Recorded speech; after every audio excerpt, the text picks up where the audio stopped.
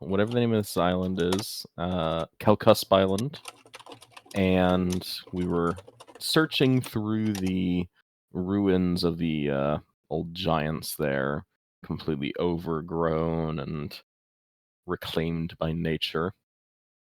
Pick was picking some delicious fruits when she got grabbed by a bunch of animated plants. And then we killed them. And then we went into a volcano. We met with the friendly salamanders there who were open to diplomacy and a good show, which we have not given them. We made our way across a bunch of crumbling bridges over lava and into a temple of the god of craftsmanship and artifice of the ancient giants, which is a museum. Inspiration. Yeah. Yeah. They and just kind of all around fun. They like fun. Yeah. So, inspiration, you mean that this is the place we can thank for all the timely rerolls that we've gotten You in the game? you could I mean, you could meta the hell out of it. That's fine. So I'm right sorry, as cut we you off. ended last time, we were going through all the descriptions of the items. The urn in the center of the room is the most deeply concerning to me because it has something bound inside of it. But I don't remember if we got to everything. The urn in the middle. Okay, all right. I Yeah, was no, looking at the city. I was like, no, that's just like a model. Yeah, can you describe the urn again that I was looking at? okay. One sec here. Okay. The urn is. Scroll up. Okay. Urn of Titan's Rest. It's an enormous golden urn about 8 feet tall, and it's crafted to roughly resemble two phoenixes, their wings intertwined. Their swan-like necks go up onto like the lid. It weighs, you'd estimate even if it's not solid gold, probably about 4,000 pounds. You know from the uh, identify spell, boy, it took me a minute there, that the lid affixed to it would need to be either magically undone or with a lot of good old-fashioned elbow grease, a sufficiently strong strength check could pry it off. And let's see, the other information that was gathered was that it seems to have Kyber dragon shards for the phoenix's eyes. Very artfully done. You don't really notice until the spell, and then you're like, oh, that's why they're that color. And that oddly enough, there's a flow of energy going into the urn, um, as well as it's just kind of radiating pretty suffocating magical pressure. Do we have an idea of where that energy is coming from? Is it just Um, all around, or is it a direction? it's pretty much being poured through the lava outside, the Yeah. tie to the plane of fire, basically, that is being channeled up through the temple into this urn. Okay. Okay. So yeah. Wow. All right. So yeah, you guys are standing here, the two guardians, Valor and Vigilant, or Vigilance, watching you guys carefully as you peruse this gallery museum. What I guess it's technically a museum now. Probably was a gallery at the time. So last time, I believe I'd posited the idea of just asking the Guardian constructs if they know where this like contract thing is, because I guarantee you they are paying very close attention to everything we're doing anyway. That's fair.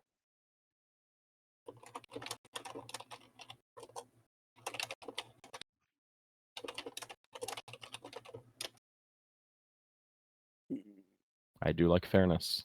Oh, and based on previous statements, it may be a bit meta, but Ludger is keeping an eye on Balthazar because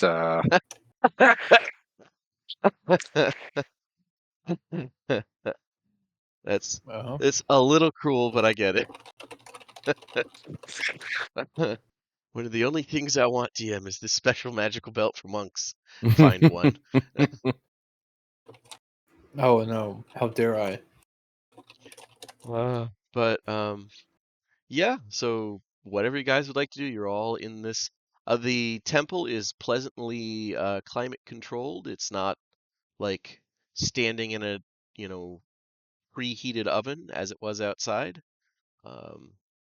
Although that only really seemed to bother Purser. He's the only one with a level of exhaustion from those shenanigans. Well, no, your archaeologist also has a level, but she stayed back in the tower. Yeah.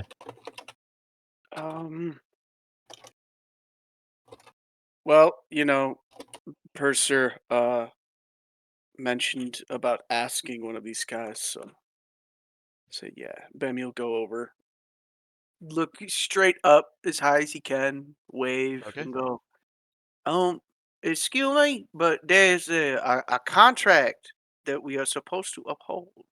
Would you know anything about contract, Placer? Do you know about a contract? I know you know more about the contract than I do. Okay, I need to parse who you're actually asking that to. Yeah. From 20 feet up, the Valor looks back and forth, following the conversation like someone watching a tennis match. The Purser's like, I imagine doing the exact same pose I am right now, just like rubbing the bridge of my nose, trying to understand. So, was that a question to me, Zach? Yeah. Okay, I just wanted to clarify. Yeah, Placer, there's a contract that we're supposed to take care of here, yeah. Yes. What was the exact name of the drag group that we were doing this for? That is a fair question. I believe it is the. I don't want to answer off cuff. It is the.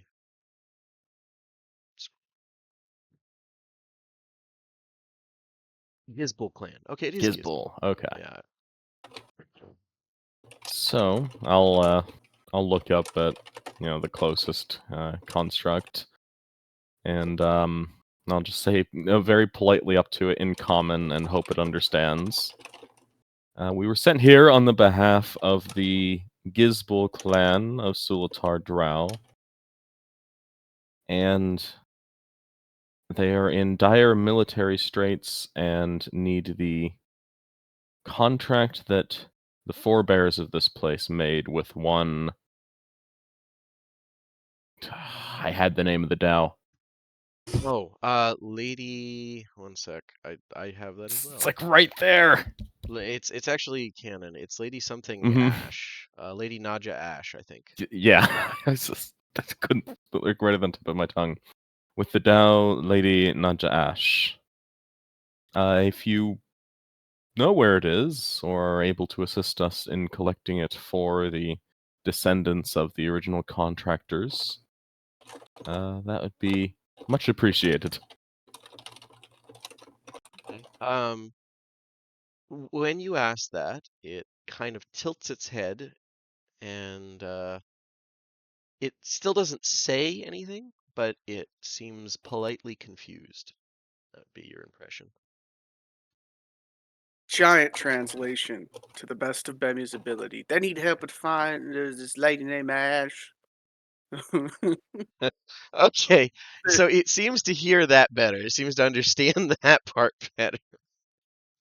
How about if it said in Drow? That would just be Elvish. But let's see. Does it understand Elvish? It does not. But Giant, it definitely seems to understand. And yeah, I could try Draconic as well, just out of curiosity. You could. Does it seem to recognize that language? Not really. Okay. Yeah. But at your question, it seems a little puzzled. Let's see what its int score is, if it would recognize what you're referencing. Yeah, it might. I'll roll Well, yeah, we got like 20 of them in the back. it. Yeah, opens a warehouse. Everybody seems to like these. Yeah, it just gestures towards the stairwell. Oh, Wow. Okay. perfect. Okay. I'll give it a bow and lead the way. It is following you guys as you go up the stairwell. Is the stairwell big enough for it? It is. Okay. It may not look like it, but that's a result of my deep-seated frustration at that point. I'm completely understanding. So yeah, we'll head on upstairs.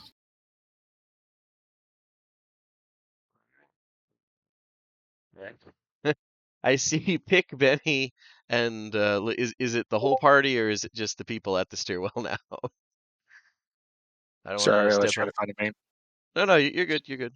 I just don't want to like speak for anybody. No, you can move. Okay. Move us. All right. Then I will do a copy and move you to the next layer up, which the map should, in theory, load a little better. Let's see.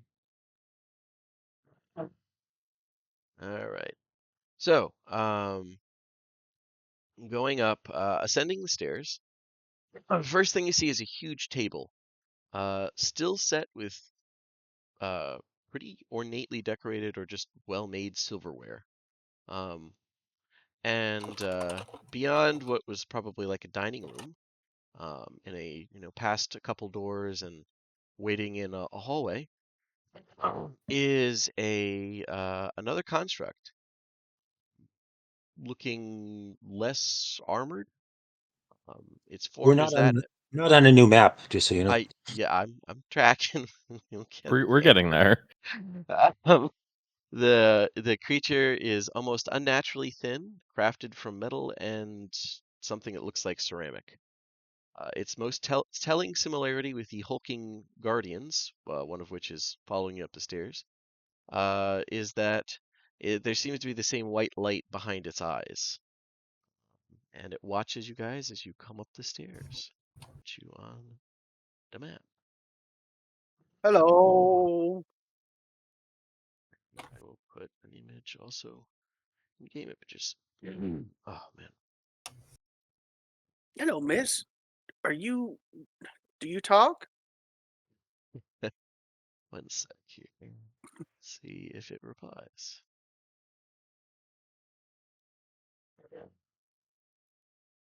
Okay. At that,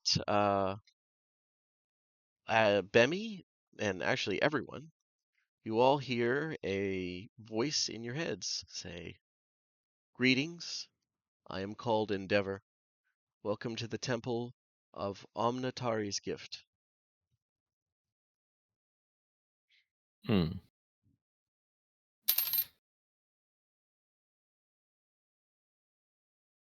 Are we able to respond in kind, or are we limited to verbal responses? It's like pics. You can respond in kind. Okay, excellent. I'll give a respectful bow and give the same explanation of what we're here for and why. Okay. Yeah, the face, despite being much more humanoid than the Guardian, doesn't seem to be actually able to emote. So or if maybe this is just a particularly straight-faced one, but there's no initial response when you ask that. And the construct, whatever it is, sort of cocks its head slightly. So you are here. You seek the agreement between Master Sharataz and Lady Naja Ash. That was the Master's most treasured possession. I am reluctant to give it away.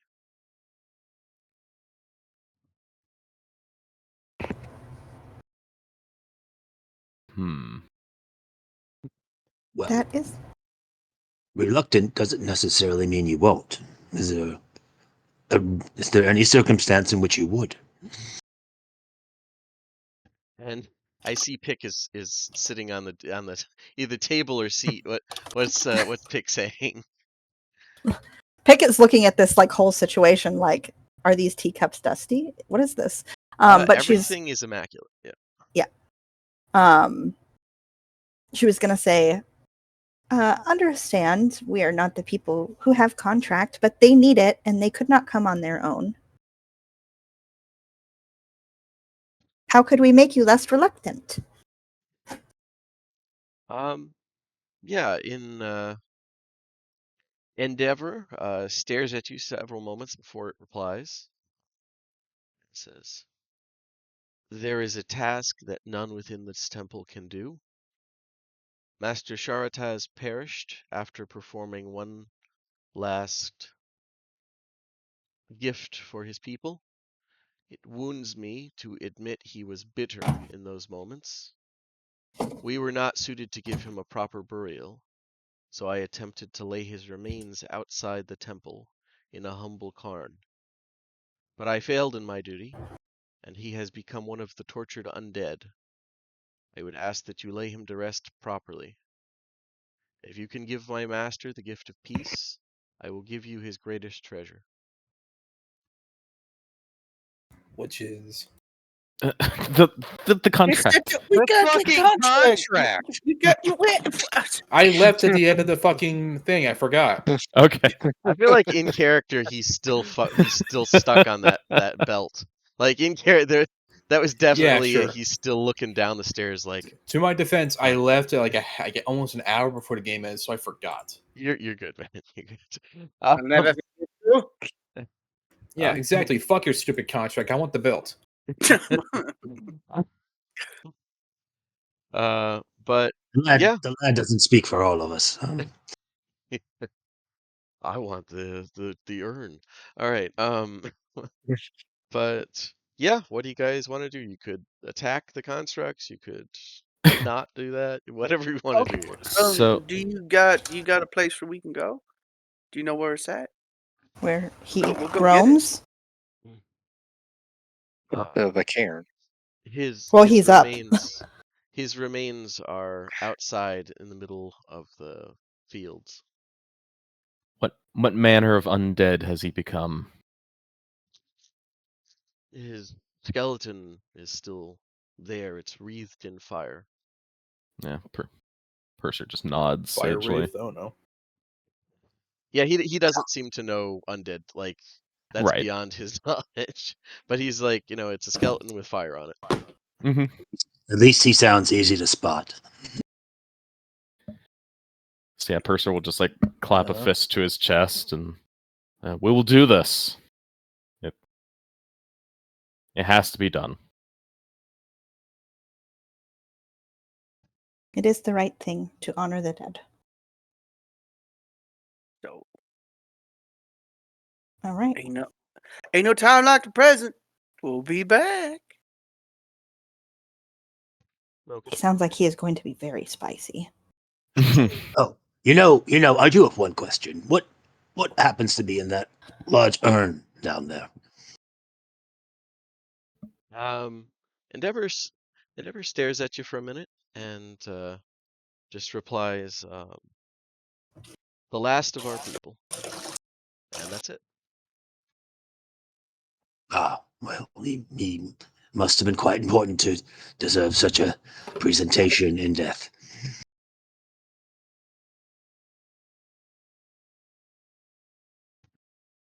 This nice urn does them good honor.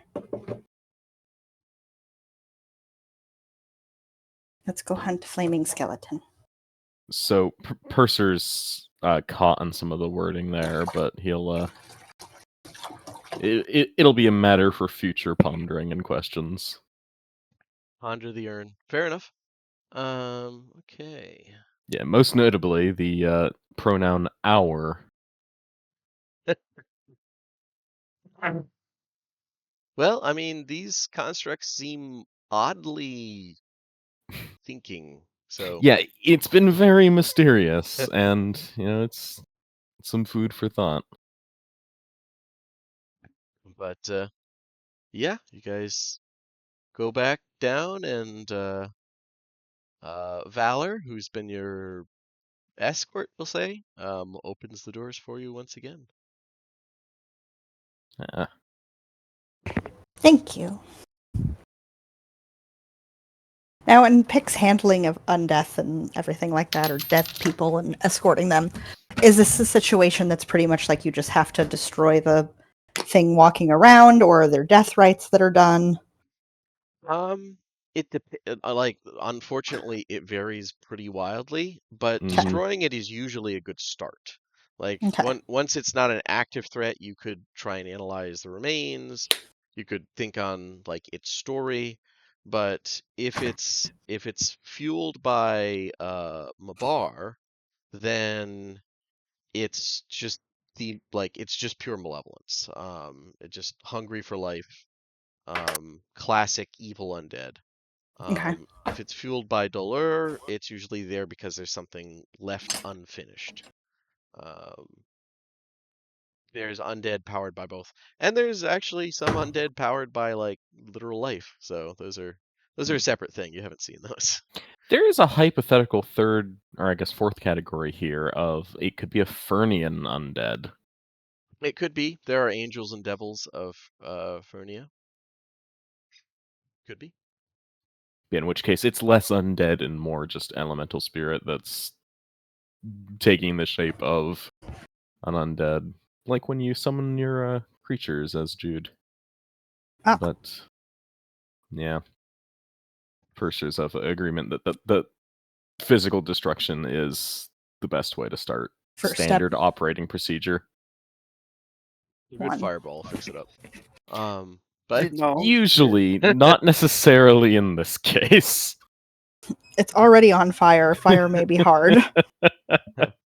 but yeah, Never the find out. doors open, and in front of you is that same like cavernous jump that you need to make across. So which construct was this that opened the door, Valor? Valor. Yeah, he's been your go-to guy. Vigilance pretty much stayed in the museum hall, whatever. Bemmy, could you ask Valor to toss me across this gap, please? Oh, yeah, sure thing. Well, overhand or underhand? As Overhand, long clearly. as long as I get over, Bemmy. Okay. I just don't feel like jumping anymore. I've been jumping all day, and it's really hot. Let's see. Let's see. Let me measure this difference. 20. Yeah, I can make that. Okay. Valor like pauses at that and seems to like think about that pretty thoroughly before just not quite shrugging, but just clearly, all right, going over and is putting its hand down for you to climb onto further. Yeah, I'll step up and like crouch down to get ready. And then it's gonna go here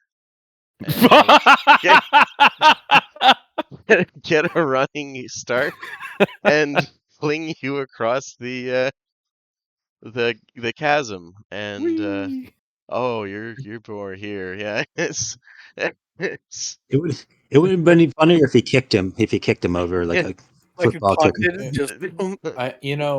You're level 7. I think a Misty Step is worth, but all right. I feel like the lizard people that were previously watching are just having the literal best day of their life.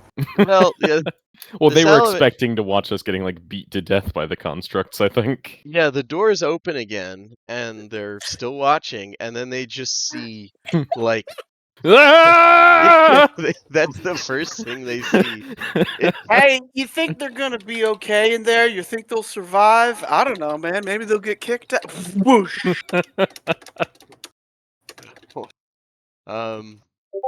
Yeah, for those of you who can fly, it's not really any kind of issue. And I'm not gonna make the monk do any fucking checks there. This is a jump. He's a monk. 20-foot long jump. Yeah. Yeah, like I just feel like monks can do that, and I feel even if the mechanics don't agree, I feel like that's not much of a stretch. Well, Step of the And Wind also explicitly lets you jump further if exactly. necessary. Like, I know there's ways to do it.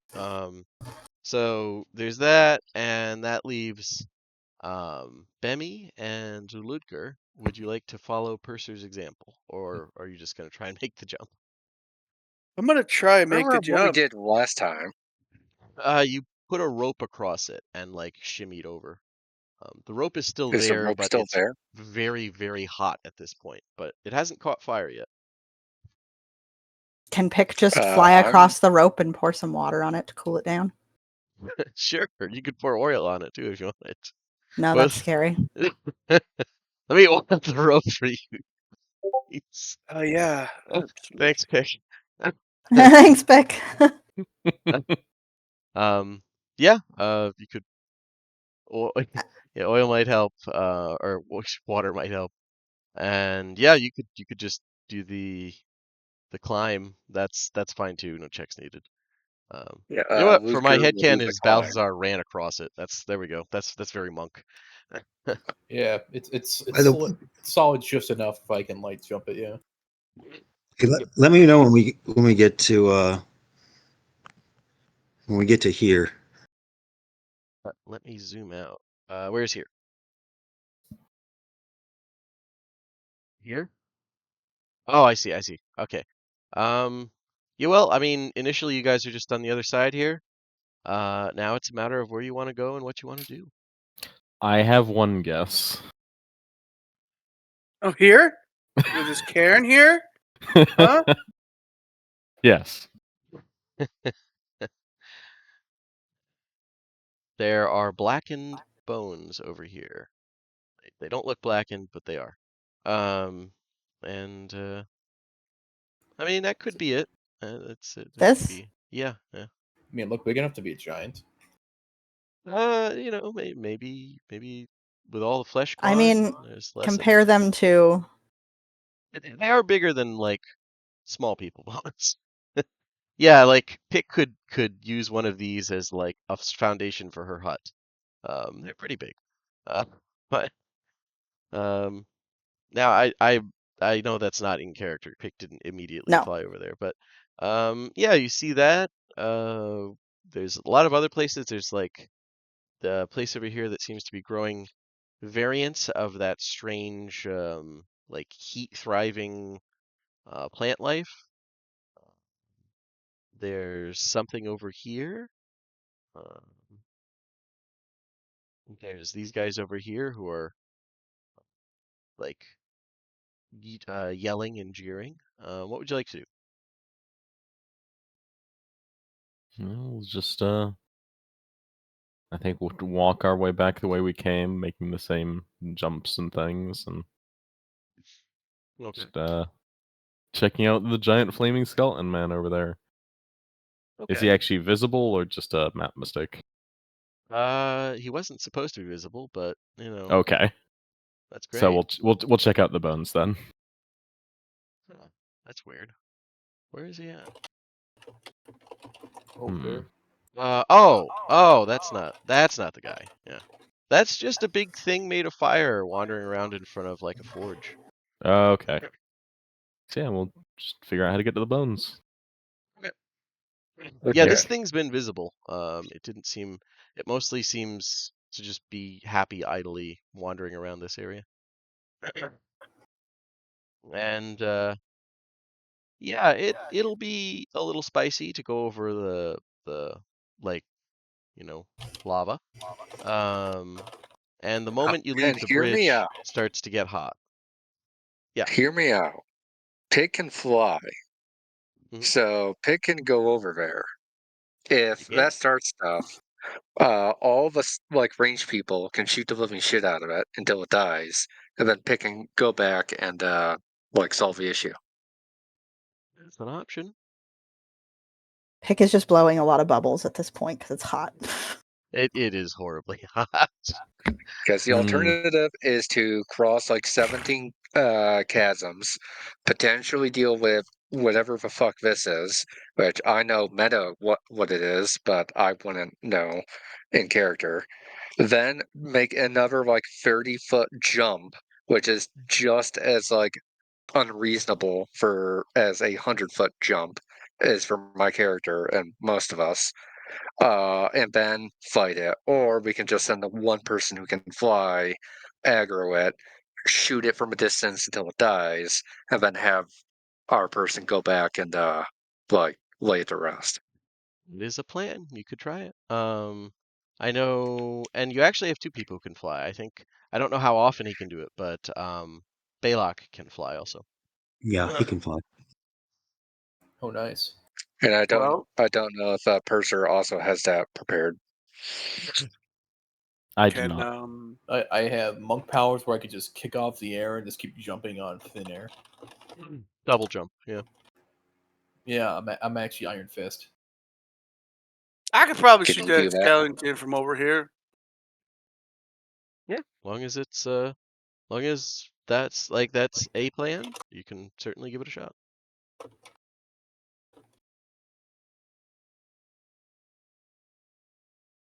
Does anybody have any alternatives or questions? No good ones. Yeah, nah.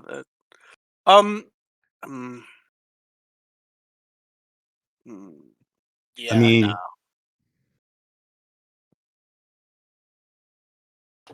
well, I mean, I like the idea of just the flyers going over there. Okay, yeah. So fair enough. So then start to do that. I am so hot. Pick bitches as she blows a bunch of bubbles and starts flapping her little hot wings over there. Yeah, like the moment you're not over the bridge anymore, it starts to get a little spicy. It's so hot. She complains in all their minds if this is 120 feet. Let's see here. Okay. As you guys go over. Yeah. Guys, Balak casts like prestidigitation to have a cool mist on Pick. okay, all right. That's She is very help. pleased with this and That folds all her little hands and looks at him like, E. that does help the heat options. Both of you breathe, right? You know, drow Yeah. and moth people breathe. Okay. I'm looking at my character sheet real quick. Yeah. Yeah. Listen, with this party. All right. So as you guys head over there, I need a con saving throw. I'm so good at this. It's the only time in his entire career he actually needs to roll for like extreme heat and cold rules. Well, this one, you guys passed, for the most part, you all passed the heat. The only one person who failed that. I'm not going to make you spam it. Like, if you stayed here for a day, I'd make you do it again or a couple hours. But this is for poison gas, because the air around Ugh. volcanoes is usually not super fresh. All right, let's see here. It's crisp. Yeah, it's crisp. Yeah, it's kind of funky fresh. All right. So you both take 5 poison damage. As you start wheezing and coughing because, yeah, the air it's a little crispy. And how close are you getting to these bones? I think she would look at him. we should look at them, but as we get nearer and nearer, just kind of slowly descending to see if there's any, to anticipate any activity of, something reconstructing itself before we're on the ground. So is there any movement as we get closer to it? So there isn't until you get about 20 feet away from it. And at that point, there is a gout of fire, and the bones start to pretty much pull themselves up. And with that gout of fire is another wave of heat, and Ugh. both of you take some fire damage as the aura of this thing starts to roast everything within a certain radius. One sec. Can I dodge out of the way? It's I'm just quick an like aura bunny. thing. You're within a certain range, so like anybody within a certain range just gets walloped with it. Because it do be an aura. So you would both take 8 fire damage, or if you happen to have resistance, half them. And the thing has appeared. And I can get rid of the bones because I'm just that awesome. All right. So there's a thing, and I'm going to have everybody roll initiative while I grab the image of this thing.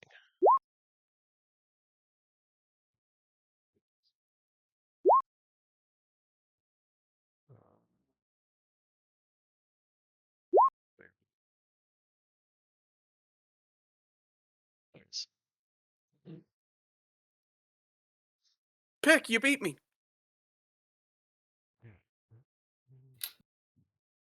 Hey, you're fine. Walk it off.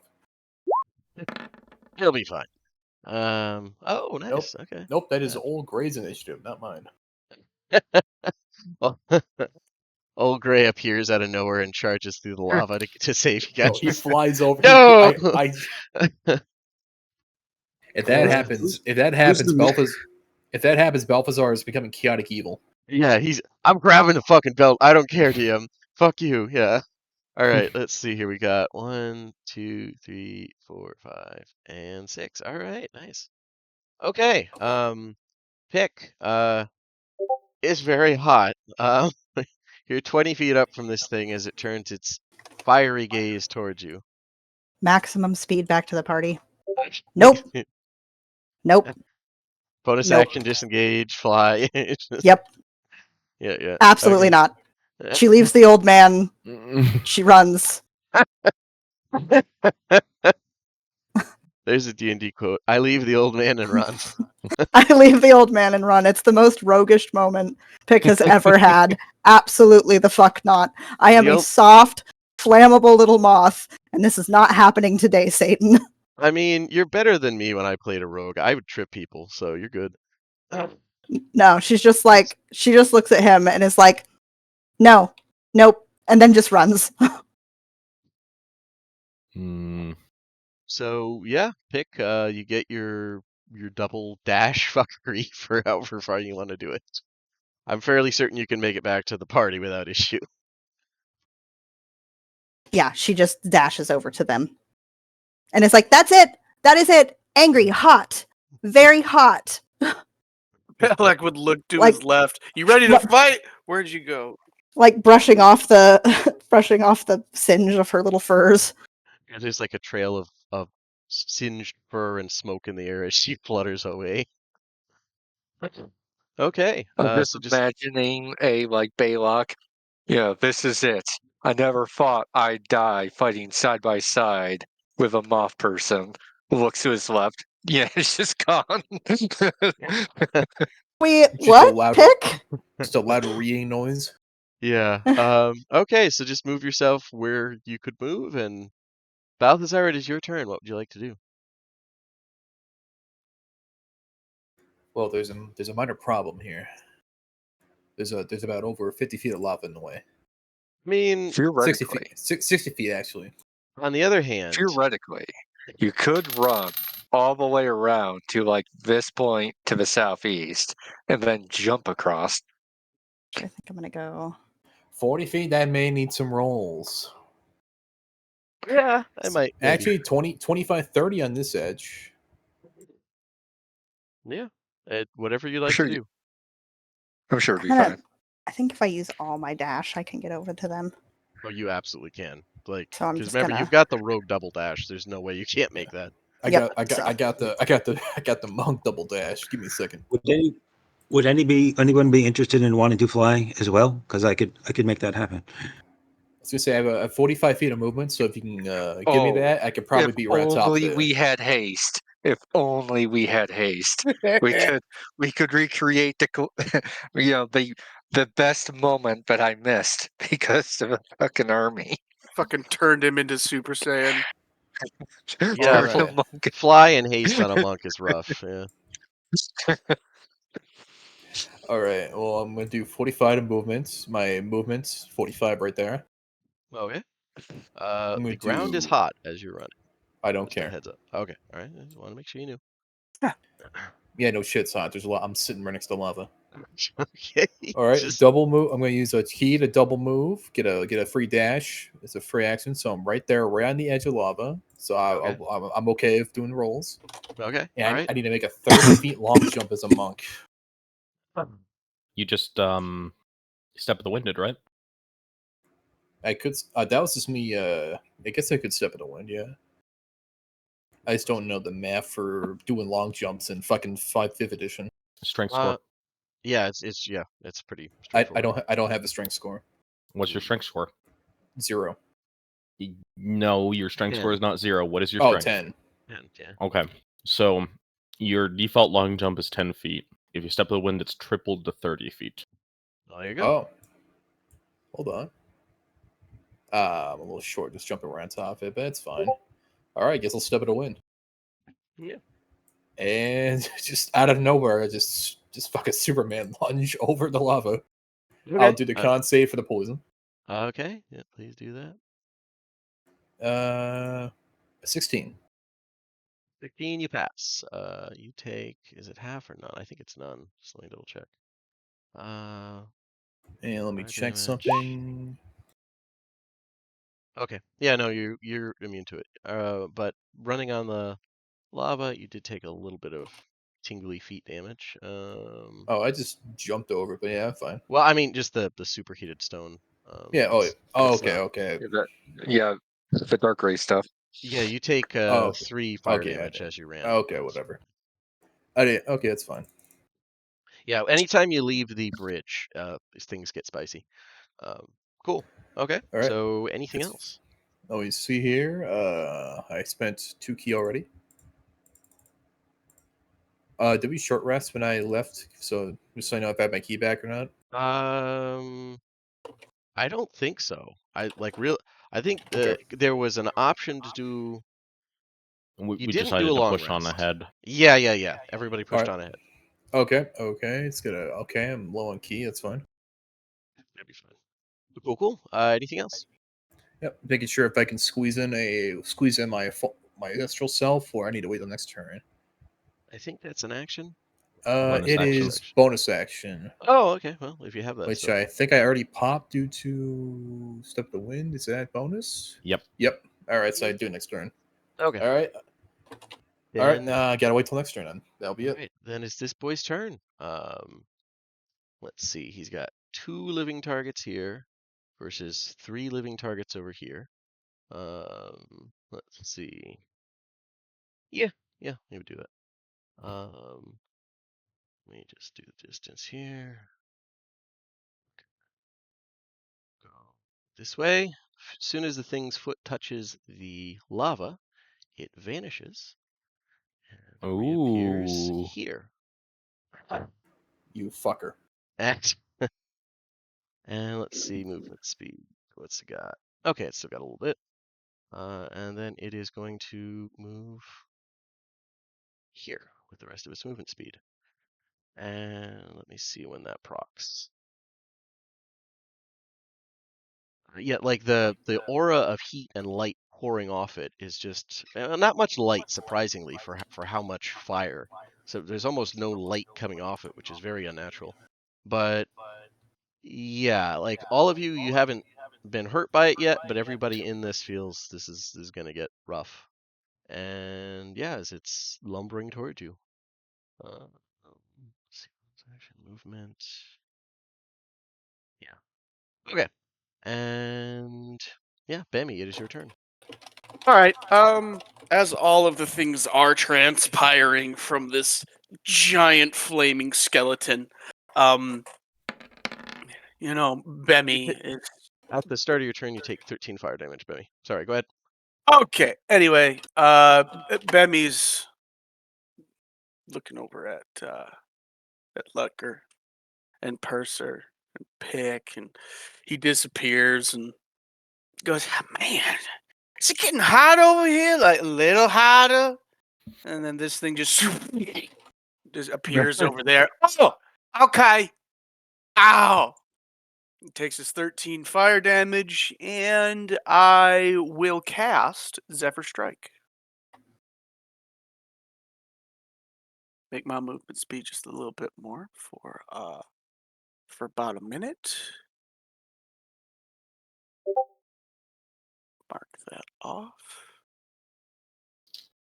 Yeah, it's marked. All right, and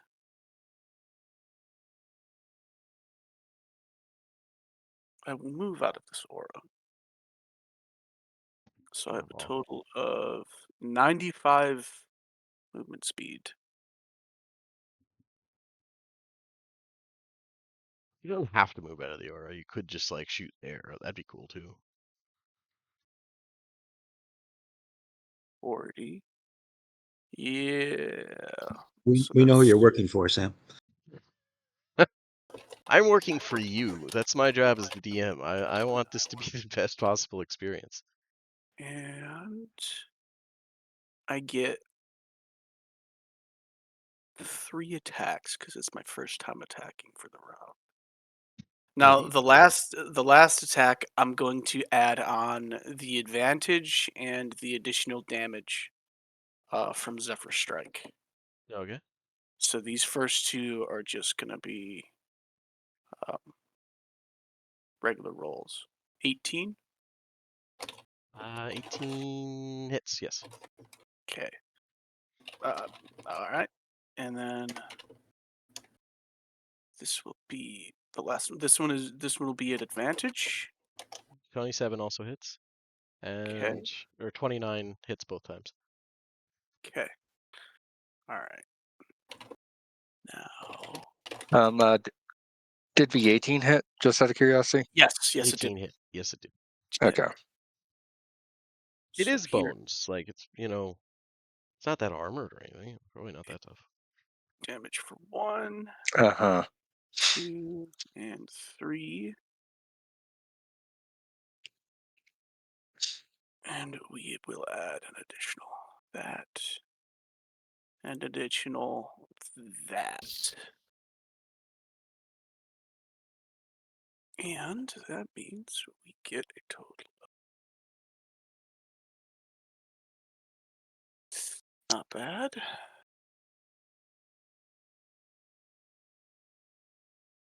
Even better.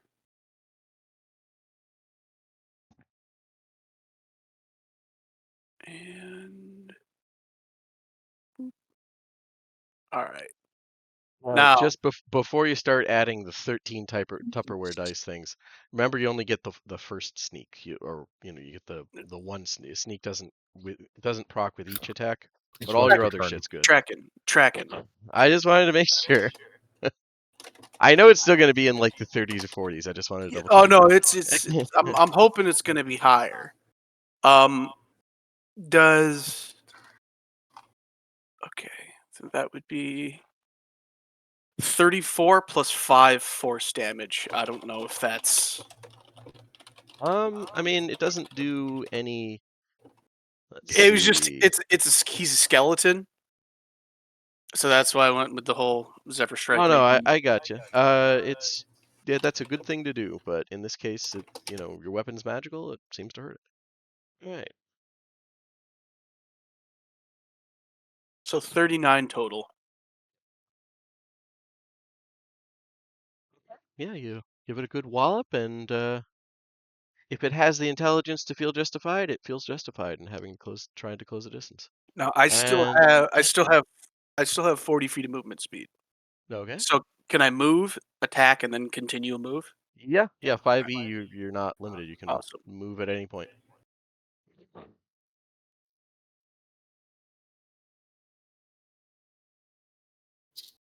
So do you want to move? Okay. Yep, I'm just Alright. moving there. And I'm good. I know it's not a thing, but come on over here, you giant lumbering flaming boner. Okay. I like to think that was not deliberate as far as like there was no double entendre there. That's No. just like Bemi thought boner is a cool that's a cool thing to call a skelly man to scare him. Yeah, exactly. Okay. That'll teach him. Baylock, what would you like to do? I'm going to cast Fly on the monk and just Okay. move. Nice. And what's my speed while move? Thank you. 65. 60. Yeah, A little short, but sure. still pretty good. Hey, it's 15 more than my normal movement. That is my turn. Okay. Purser, what would you like to do? Okay. Purser has a Oh, plan. first thing.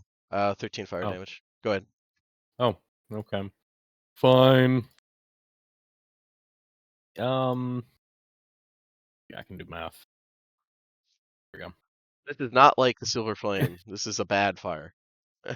Yeah. I'm gonna cast Banishment. Oh, I like that. Okay. All right.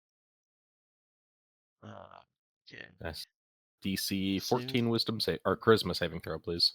Okay. Let's see here. Wow. Okay. Let's see if that works.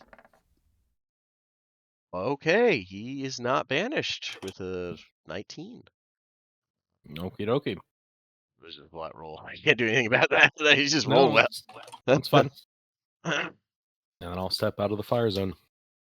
That would have been really good. I don't think that would have banished him permanently, but it would have gotten rid of him for a while. Oh, my plan is to banish him and then cast Magic Circle where he's coming back. Oh, I know. I do the whole like the chain of shenanigans. I'm aware. I literally have nothing else I can do in this fight other than cast Cure Wounds. So right, yeah. He was forced to cast an ice spell. I don't think he has any. I think no, We it's all See, this fire is and why you should get abjuration. haste. You That's know, why you should get haste. tie if to a you chair and make him learn code.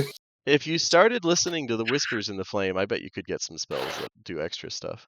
All right, let's see. So we've got Hellfire. Hellfire. What? It's The prob- Hellfire. It's different. The problem is avoiding the shadow in the flame. I'm Yeah. already tempted. I don't want to feed that paranoia. Yeah, that would be not good. That'd All be right. bad for everyone else in the party. Yeah. So I should give you snake venom. That'll help. Ludger, 13 fire damage. What would you like to do? Okay.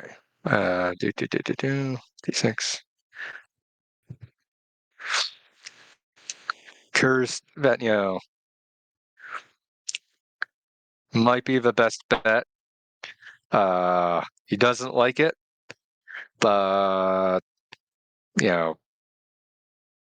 if Ludger can try to tie this guy down, that is, worth the risk. So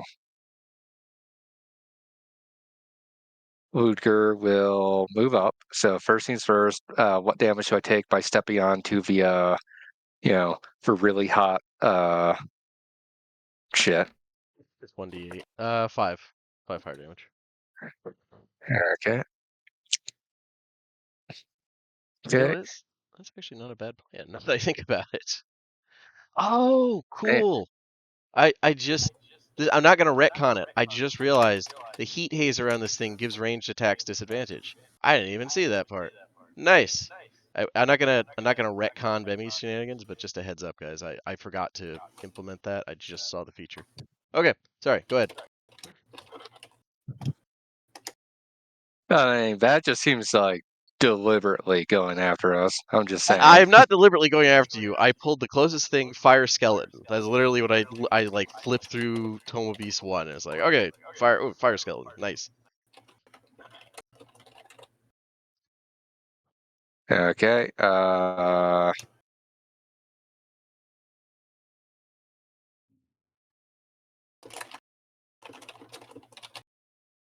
Well, you know what? I'm going to say that I would not have known that yet. And Ludger is going to do what he always does, even though this is probably going to end terribly for me. He is going if to. you're that close, range attacks have disadvantage anyway, so it doesn't stack. So. Well, my whole thing. He's got crossbow expert, so it shouldn't. Yeah. Oh, it Like, doesn't? that's Oh, nice. always. Okay. That's It's still always a been ranged part of my. attack. That's yeah, I know it's still a range attack, but No, I up to mean this for the point, monster's effect. Oh. yeah, Okay. I know. That's Oh, what I'm sorry. saying. No, Is I'm Ludger saying it for wouldn't Sam. know that, so Gotcha. Okay. Ludger's going to do what he's always done, which is run up and try to shoot point blank range, which is obviously going to bite him in the ass. Okay, so Rejoice in the glory of combat.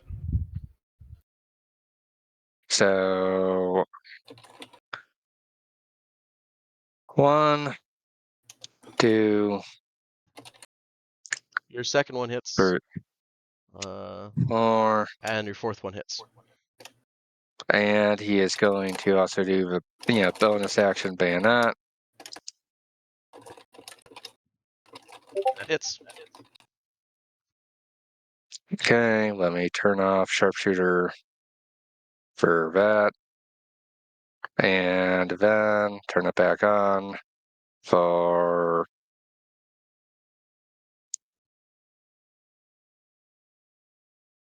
one moment. Do. 1, 2. So that is a total of that's 25 plus 15. That is 40 damage. Oh, and for clarity's sake, my bayonet is not magical, so I'm at Okay. chats. That's still. I mean, it's still 30. Still 38 damage. That's a lot. Okay. Yeah. It's looking in bad shape already. And yeah, anything else? Nope. Okay. 1 sec here. Searches turn or enters it. Okay. Yeah, that effect isn't there yet. All right. Hick. It is top of the round. I didn't skip anybody. Hot. Good. What would you like to do? Oh yeah, 13 fire damage. And now what would you like to do? Actually, how close are you to the ground? How high up were you? Probably like 20 feet. Okay, yeah, then it was 13 fire damage. Okay, go ahead. Yep. She's looking like a pretty crispy little bug.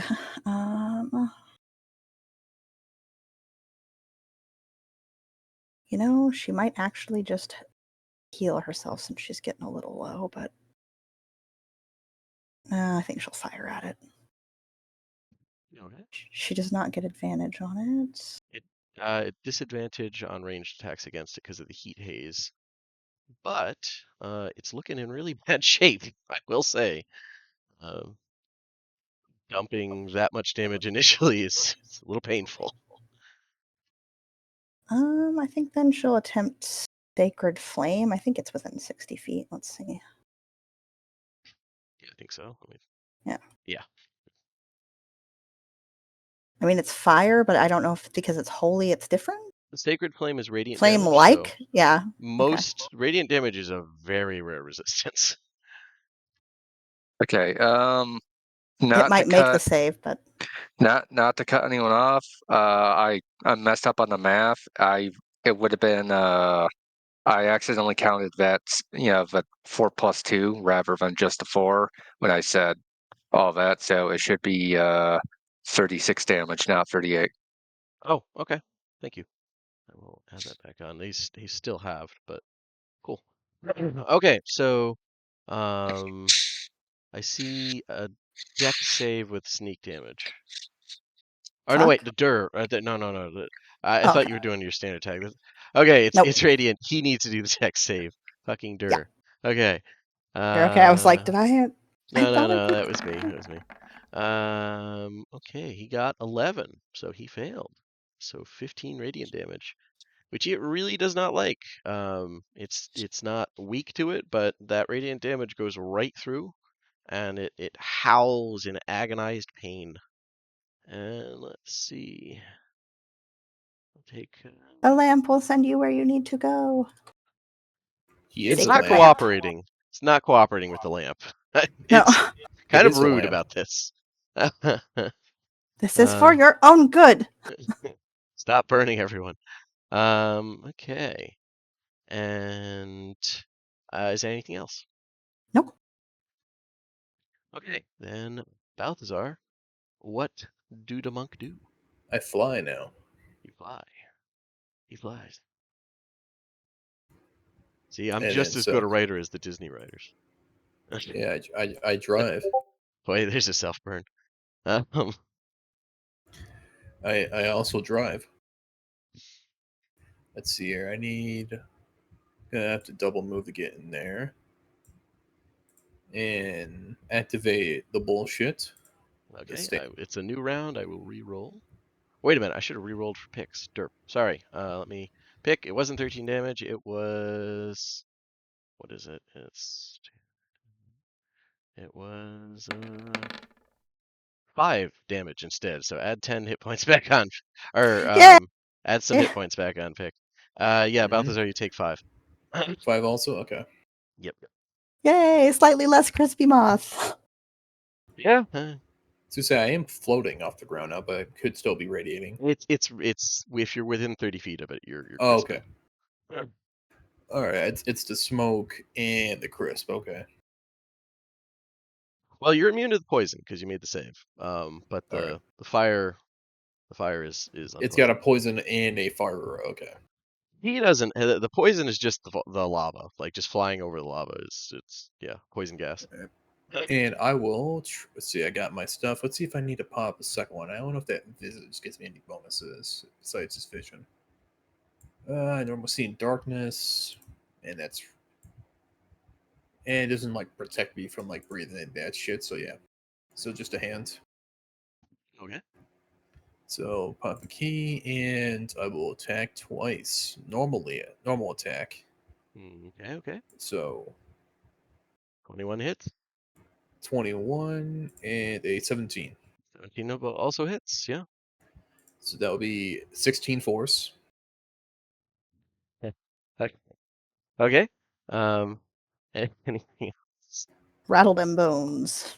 Yeah, you know what? I'll pop a last second flurry. Why not? 1723. All right, that will be at 16 plus 14, so that'll be 30 total. Oh, nice. Okay. Yeah. All right. So how do you want to do it? Because it screams in agony as it's starting to like it weird enough, the heat that it's putting out seems to briefly intensify, but how do you want to do you want to smash its head? What do you want to do here? It's a giant-sized skelly wreathed in fire. I would say probably because I'm floating a bit, so I'm not at head level, but I'm close. So maybe just a direct hit, like right through his like rib cage, like probably. Okay. And if was it the first or second hit that actually killed him? It was the third hit. He was at 1 after your initial volley. Oh, okay. That was why it was chucked. So it'll probably actually the third hit will probably be like a kick, so more like a roundhouse kick, like to the bottom of the head. Okay. So as you do that, I need you and Ludger to give me con saving throws as this guy screams in pain one last time and explodes. Fun. Let's see. Man, taking resilience for con saves, man, this is working wonders. Okay, you both pass, so you take half damage. That is a good thing. You both take 13 fire damage, and you don't have exhaustion. And with that, whatever force was animating this thing departs, and the lava fields return to relative silence once again. Only Dex. And well, that took about 9 seconds. Cool. Hey, the fly came in handy. I mean, it usually does, especially on a monk. Yeah. Especially when half the map is hazardous. Yeah. I believed in us the whole time. I did too. Yeah. See, Ludger valiantly bonsai charging paid off. I'm not gonna lie, it actually fucking did. He didn't have a lot of choices. He only has ranged attacks other than his fucking death burst. So he would have had to start doing disadvantage shit. I was like, I didn't expect him to charge it. It did occur to me that like I half suspected that he was just going to step back into the fucking lava, swing around me, and then chase after everybody else. But yeah, he was gonna teleport, to be honest, but I wasn't sure why. how much because he was already so fucked up. Like, it was like, does he want to try and get some damage in or flee? Because he's not gonna last another round. How often could he teleport? Just out of curiosity. As much as he wants, as long as he's touching the fire. And that was the fire thing was me adding. He technically just has a teleport ability, 100 feet. But He could it takes his teleport 'cause he's on action. fire. Yeah. He's just a Um, spooky guy. Yeah, he he's like was Ghost originally Rider. a demon. I redid his undead, but He's Ghost Rider. He could just teleport like him yeah, in exactly. that one comic. So yeah, Purser jogs up to the remains and begins casting ceremony. Nice. Okay. Okay. Could you put that? Yeah. I don't get to see it much. Could you put that up? Yep. And hey, the robot's still looking in our general direction. So hey, we got him. They're like, can you do this thing that we've probably been... It's like that 15-minute task that people with task avoidance put off for like weeks or months, and it So takes 5 there's minutes to do. So the There's reason they didn't actually kill him was because of procrastination. That's it. no. The reason they couldn't kill him is the Guardians have a limited range how far they can get away from certain things, and the servants have a wider range but don't have combat abilities. So, I do actually have a reason for that. Okay. Poor let's see. guys, just having to watch your dead boss / friend Yeah. just out of reach. Okay. Social religious ceremony. Within 10 feet. Oh, cool. So you don't even need to be on the hurt rock. All right. Okay. Total. Yeah. I really like this spell. I never got to use it as a cleric. So you're gonna do wedding, funeral rite? What are you gonna what are you gonna do? Definitely Funeral wedding. rite.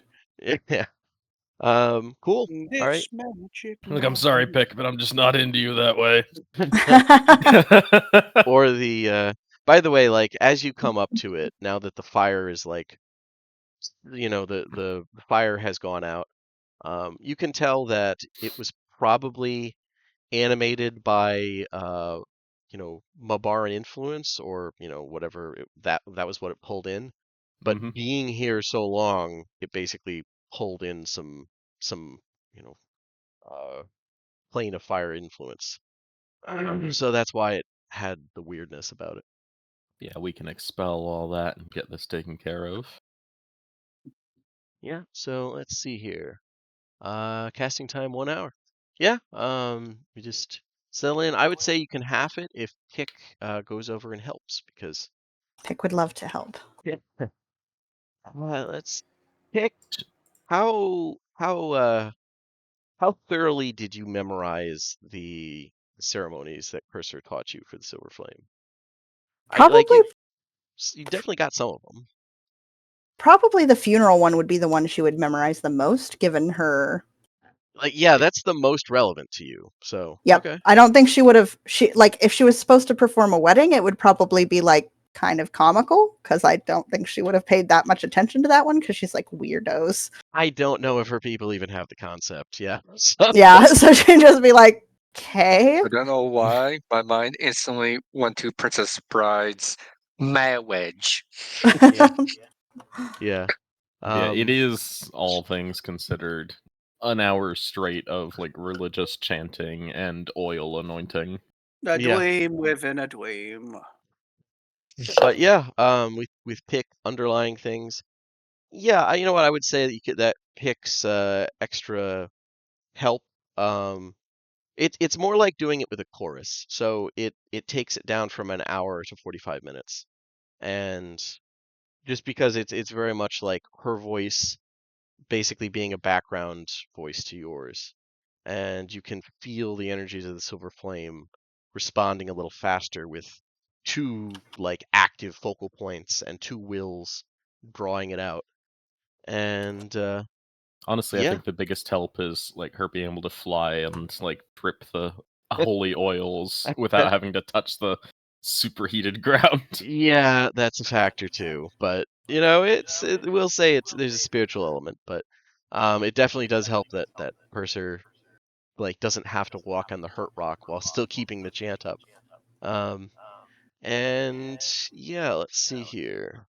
I'd like to take a short rest during this. I think you can, yeah. Do you want to take it in like the technically climate controlled bridge, or do you want to go back in the actually AC'd building? Right here, right there. I can hop the fence. Okay, yeah, like, he has no issue with you coming back in. Or Yeah. it, I should specify. There's no gender there. But yeah. If you guys want to take a short rest, you can. Yeah, they. How They should. much do all these bones weigh? That is a good question. They're giant bones, but they're also been like badly burned and supernaturally affected. One sec. This is a D&D question.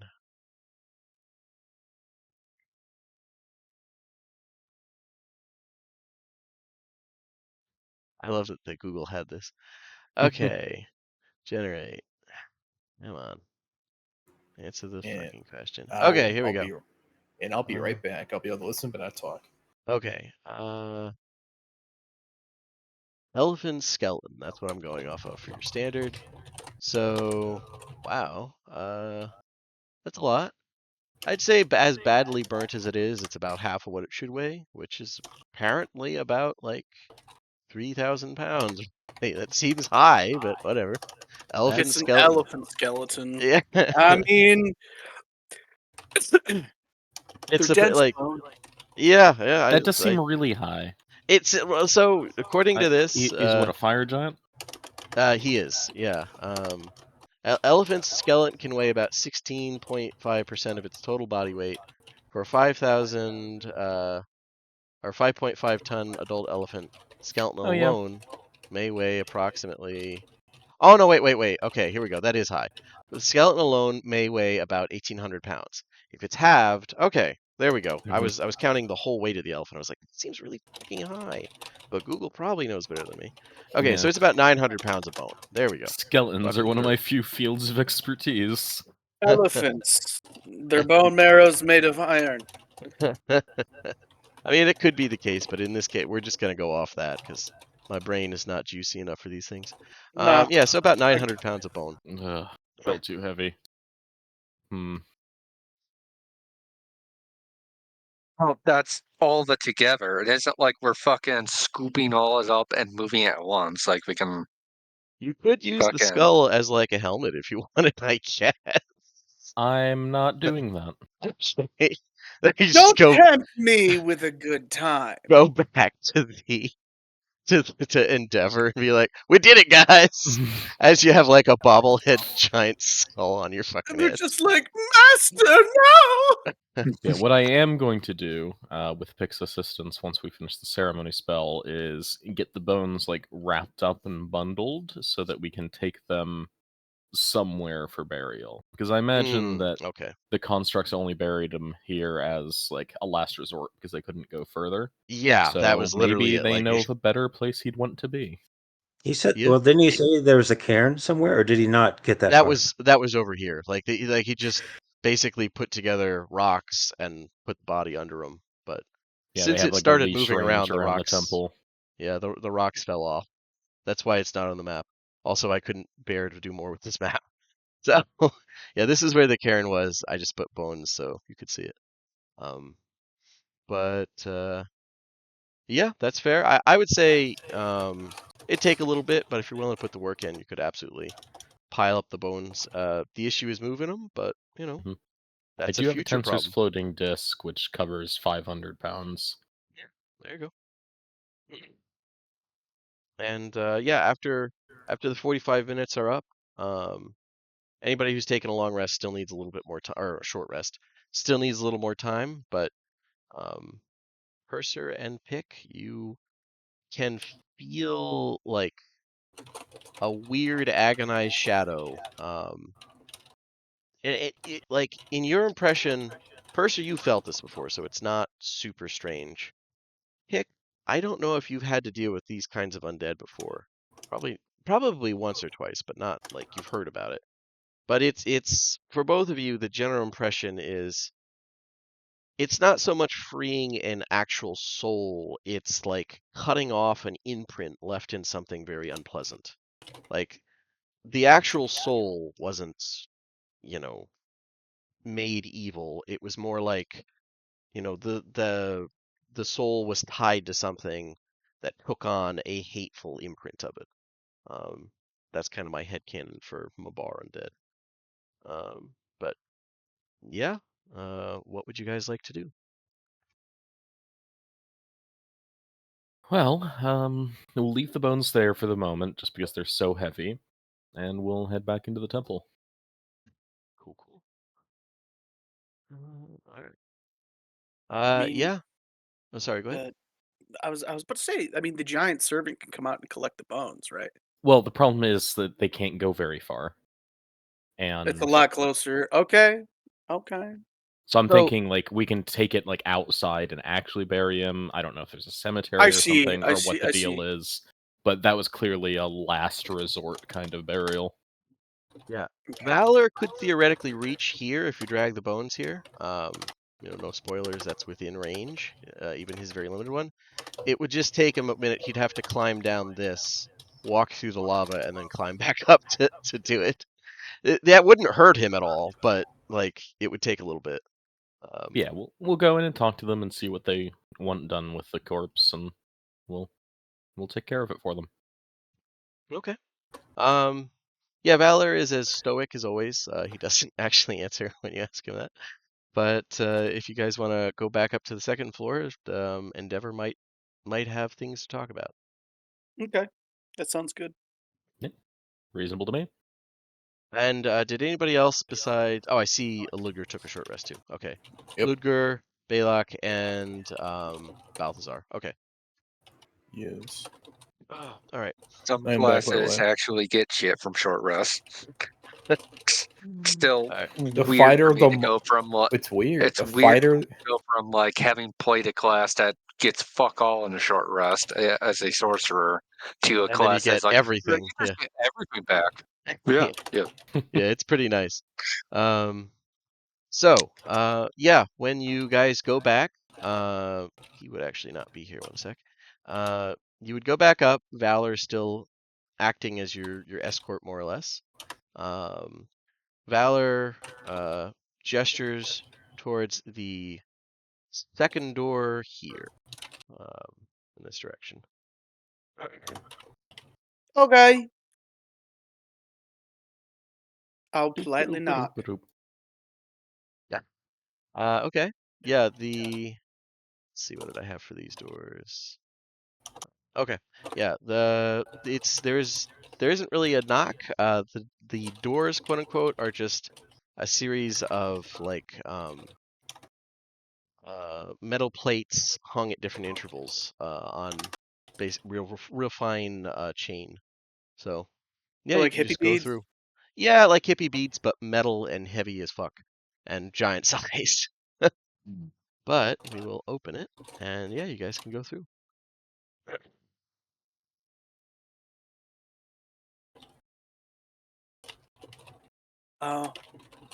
Hi. We Yeah, helped. go ahead. We helped you. I'm sorry that it couldn't have been no better, but we did the best we could. We've laid the spirit of your master to rest. Now all that remains are his bones, which we will deal with in whichever manner you deem most appropriate. No one Okay. else is showing up on my map. Oh, we moved over to the other room. Doop-a-doop. Oh, okay, I was like, it doesn't show up for me. There, that makes sense. And okay. So the room you're in, I'll just do a quick description just because I want to. The room has a mix of shelves, smithing equipment, and holy symbols. A huge set of plate mail stands in the corner, inscribed with the symbol that you saw before, apparently that of Om Natari, a harp and a hammer. It's actually putting off like faint, wispy white strands of smoke that smell of incense. Um, when you tell Endeavor that you finished it, Endeavor nods and says, "Thank you. In that case, there it is," gestures towards the desk. "As promised, it is yours as long as my master has finally been able to go to our god's side." And on the desk is a shimmering fire bronze plate inscribed with giant runes, and underneath that, primordial script in what looks like a signature.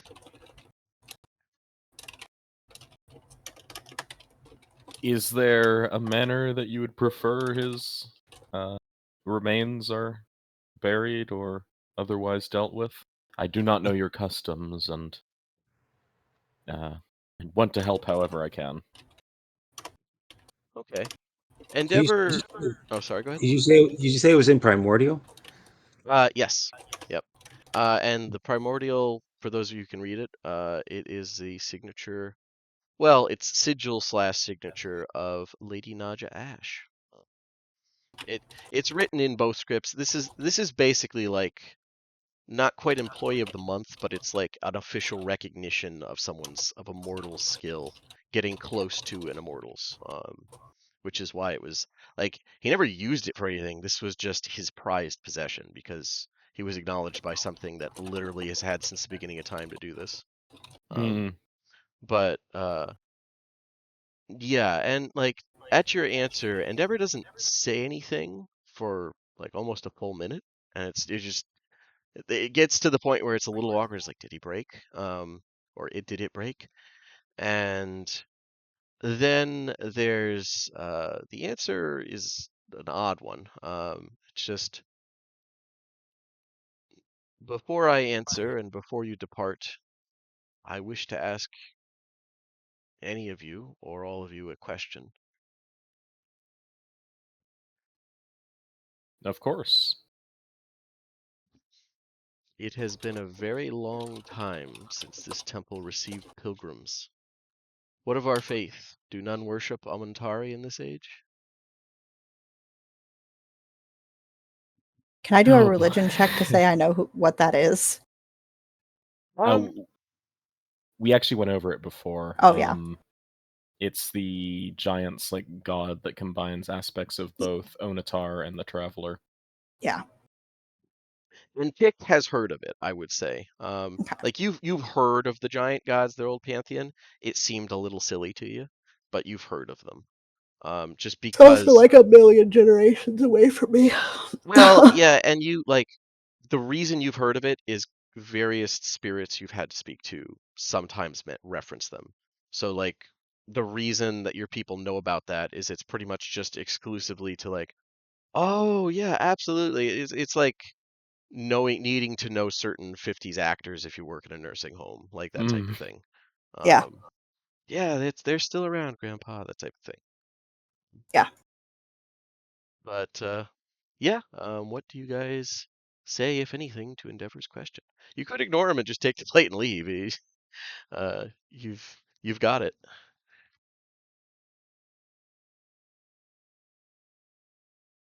So ironically, I think Pick has the most experience out of this god in particular, but otherwise Purser's happy to explain in clean academic terms that definitely are full of tact and care.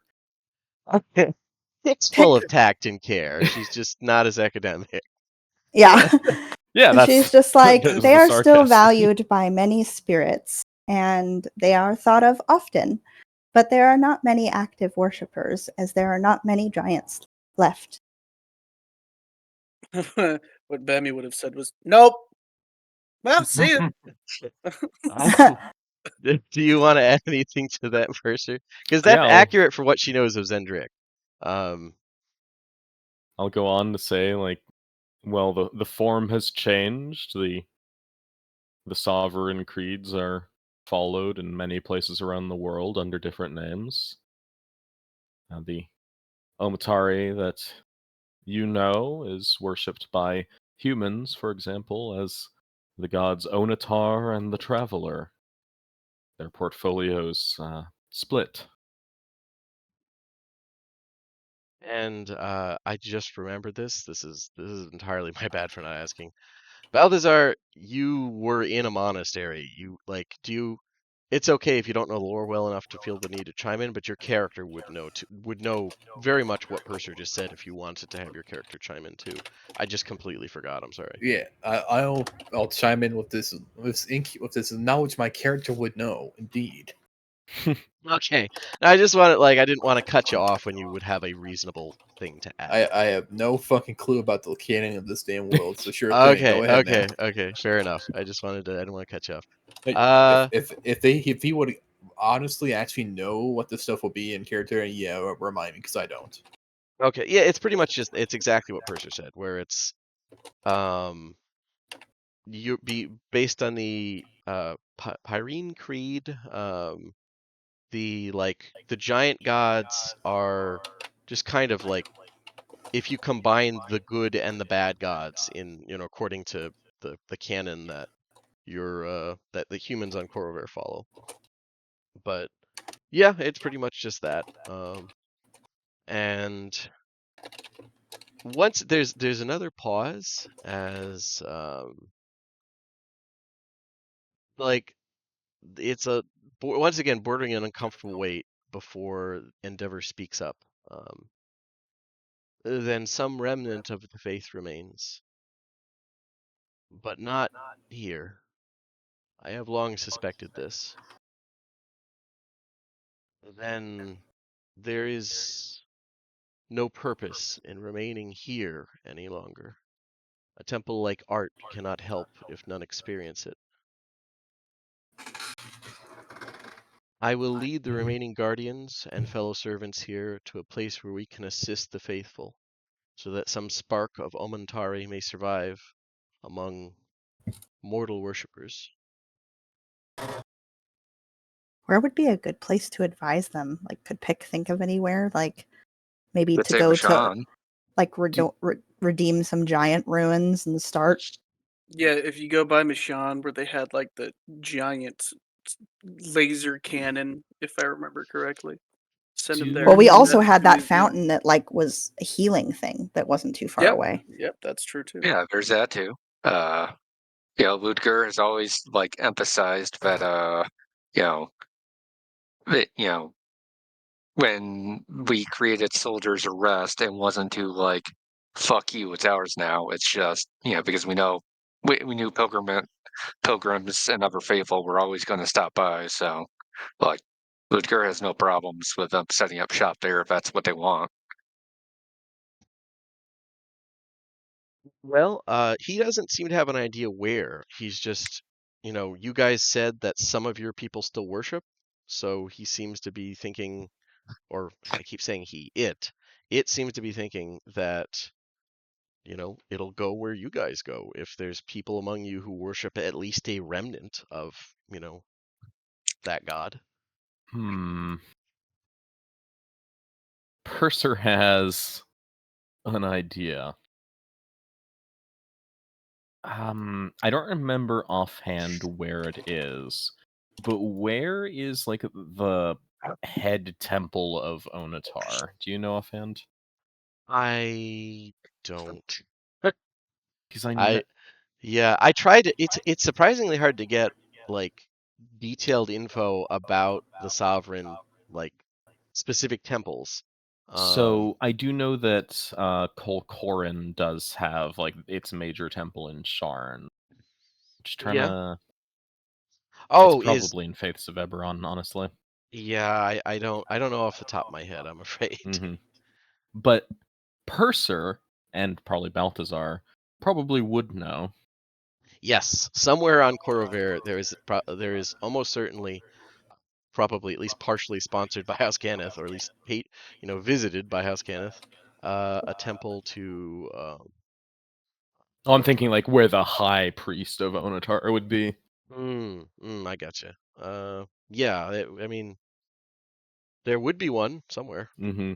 So, knowing that the two of us know where that is, obviously, I'm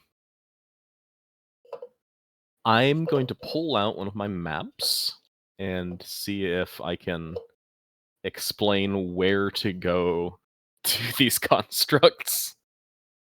If they can Right. understand our maps at all Right. and accept But directions. they would still have to go to Mishann anyways because that's the fucking teleportation fucking Well, hub. we don't know how they get around. They might be able to just figure it out, to be fair. Well, looking at the map, he doesn't recognize anything but Zendrik, or Mhm. God damn it, it doesn't recognize anything but Zendrik. But that does bring it. It does look to you and say, "This is the place that we should go." Yes, the existing leadership of the Faith of Onatar can be found here. The other side of Onatari is less acceptable to humans, but it's complicated. And his next question is, do you have a ship or method of transport? Because they don't. They've never Yes. needed to leave before. We would be delighted to offer you passage as far as we can. Uh, and yeah, it's and he looks at you, or it looks at you. You are the first beings to visit this temple and abide by its rules in many centuries. If you would aid us in this, we would be happy to let you make use of some of our collection. I must ask for one more thing. We cannot travel far from the urn below. The last oaths of our creators bind us. Would you help us transport it to a site of a new temple, wherever that may be in this far land? Our ship can certainly manage it, although we can't provide significant assistance in moving it directly. It's very large. The Guardians can move it. He seems pretty confident in that. Very good, then. And yeah, while this construct's or whatever it is features can't change, the light behind its eyes flares at your words. I can only say thank you. We've been confined and unable to follow our purpose or our faith for what seems like an eternity. It has been a struggle to keep all of us from madness. And yeah, Endeavors then goes to the bead door and what have you. I'll put you on the map. And speaks with Valor, who had come up and was waiting outside the door in case you guys proved froggy. And Valor is going to go around. Let's see here. You hear the sounds of at least another huge being moving throughout the floor as Valor goes and sticks his head in another room and if not actually communicating it, at least sending the word out, so to speak. And then Valor is going to go down to the first floor. Apparently, you guys are either trusted enough to not need an escort, or they're about to get busy. And yeah, Endeavor goes to he comes back into the room and with utmost care begins taking the armor off of its stand over here. And he's not ignoring you, it's not ignoring you, but it seems very focused. As you hear another construct start moving about doing things. Going from room to room, gathering things. And what do you guys want to do? Well, I think it's probably best that we just, stay out of the way while they pack Yeah. things up and Just not that we can't help, but they are very large and we are very soft. Okay, yeah. I say like just chill and wait till we're done. Okay. Fair enough here. In Yeah, the meantime, then we in could that head back to the tower. you could head right out while they're gathering stuff. You see, servant going from room to room, various trinkets, bolts of, shining silk, steel boxes. You see another this like pretty, relatively like eagle-sized construct in the shape of a scarlet and golden bird that glows with an inner fire while softly singing to itself. They're just gathering things and taking them downstairs. As you guys go down to the first floor, you see that they are putting them in a enormous jade chest that had been dragged out from somewhere. The chest, like it really looks like probably just some kind of enhanced or similar model to bag of holding, because they're putting all kinds of stuff in there that should not fit in this relatively small jade chest. It's still bigger than any of you, but it's not that big. Are we basically getting like a shipping container of holding? Well, they are, but yeah, you could ask for it. There's this enormous jade chest. I'm not gonna ask for that, but I'm gonna ask for that monk weapon downstairs. Yeah. If you guys want each one of you can have one of the items, including the urn. One of you guys could ask for the urn, but they would have to come with it because they're literally bound to it. Bow! The bow! Okay, so Yes. in my defense, I barely remember any of the items because I will read. I I have no very issue reading quickly through did them. not You're good, want man. to. You're good. You're good. I'm not offended in any way.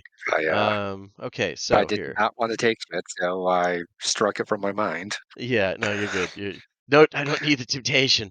Okay, so I will put. Here we go. All of the things, including some very ornate-looking spell scrolls, and there's also some trinkets. It's Cone of Cold. 10 copies of Cone of Cold. It's weird that this god would do that. Yeah. Okay. I've never seen so much blank paper in my life. Oh well, burns it. Immediately turns to char cloth when we walk outside. Okay, so here we go. So there's a belt of guardian wings, which is actually rare dragonhide belt, are very rare. Brilliant silver belt rests on a platform, torch of progress underneath it. It has a faint rainbow shimmer, even though it's silver. Bow of the final end. When you hit damage a creature with a weapon, they can't regain hit points until the start of your next turn. It's also a +2. Armband of the Dawn.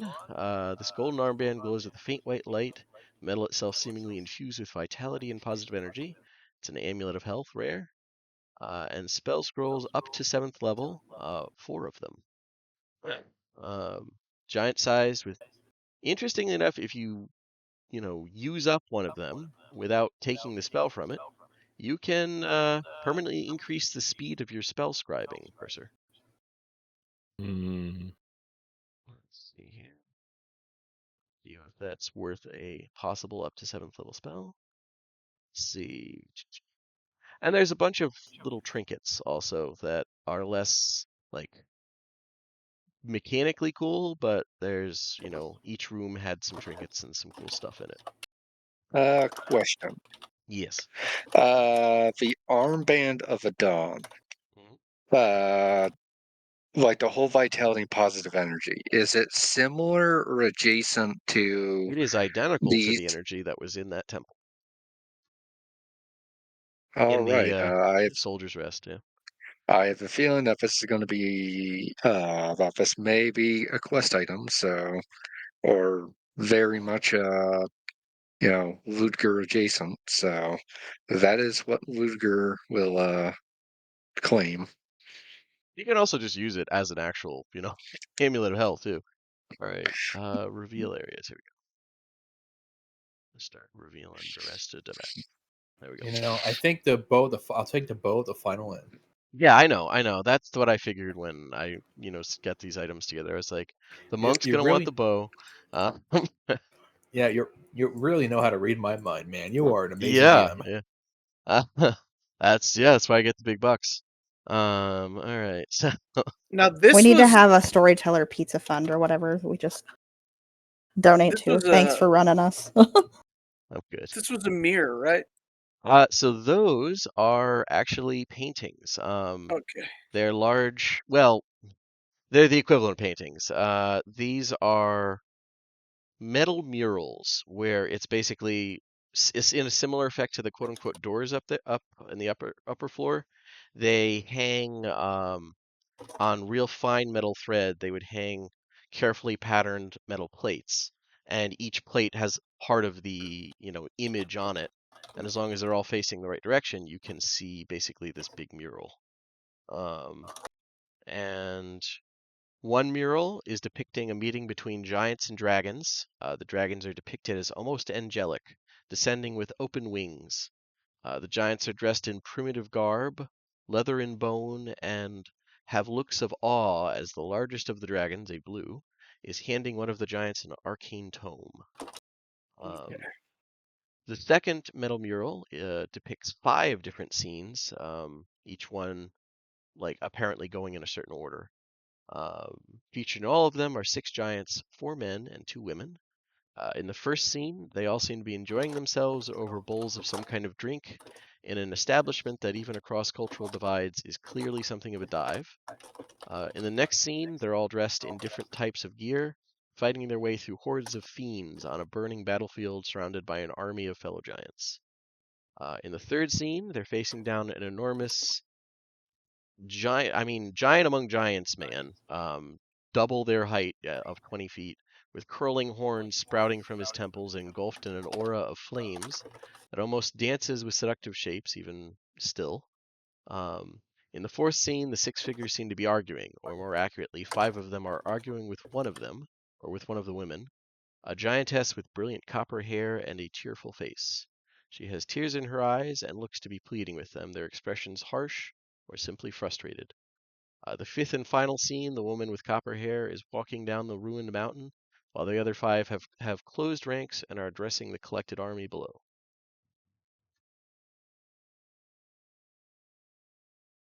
That sounds like a very sad story. Yeah. Probably make me and Ma laugh. Might have been there, laughing the whole time. Yeah. Sounds like a Emo. really bad story. Probably makes me Ma laugh. She probably orchestrated it. Maybe? Who knows? Balak would I take mean, Balak would take the dragon one if nobody else wants it. Okay. I mean, and there are a bunch of little mini items too. I say mini, strange things that do have some magical elements to them. So there's a Ibs. let's see here. You see treasure. Okay.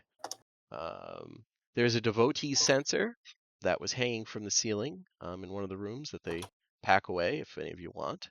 It was filled with Fernidian herbs and incense from the plane of fire. Oh, nice. There is I guess you can't really take this with you, but this bath, if you were to fill it, gives you the benefit of a long rest.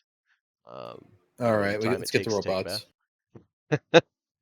bath. This can only be used once per day. Let's see. All of the treasure items, that each one that isn't like an official magic item, they are all worth at least 2,500 gold just from what they're made of. That's not counting that they're all like ancient priceless works of art. Question actually about the bath. Yes. Is there any schematics for it?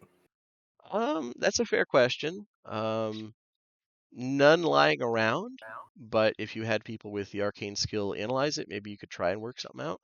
The taps don't work, sadly. It seems like it was probably quote unquote fueled by a water elemental, and they may have left a while ago. It was probably an effort to keep them here to begin with. They didn't stick around.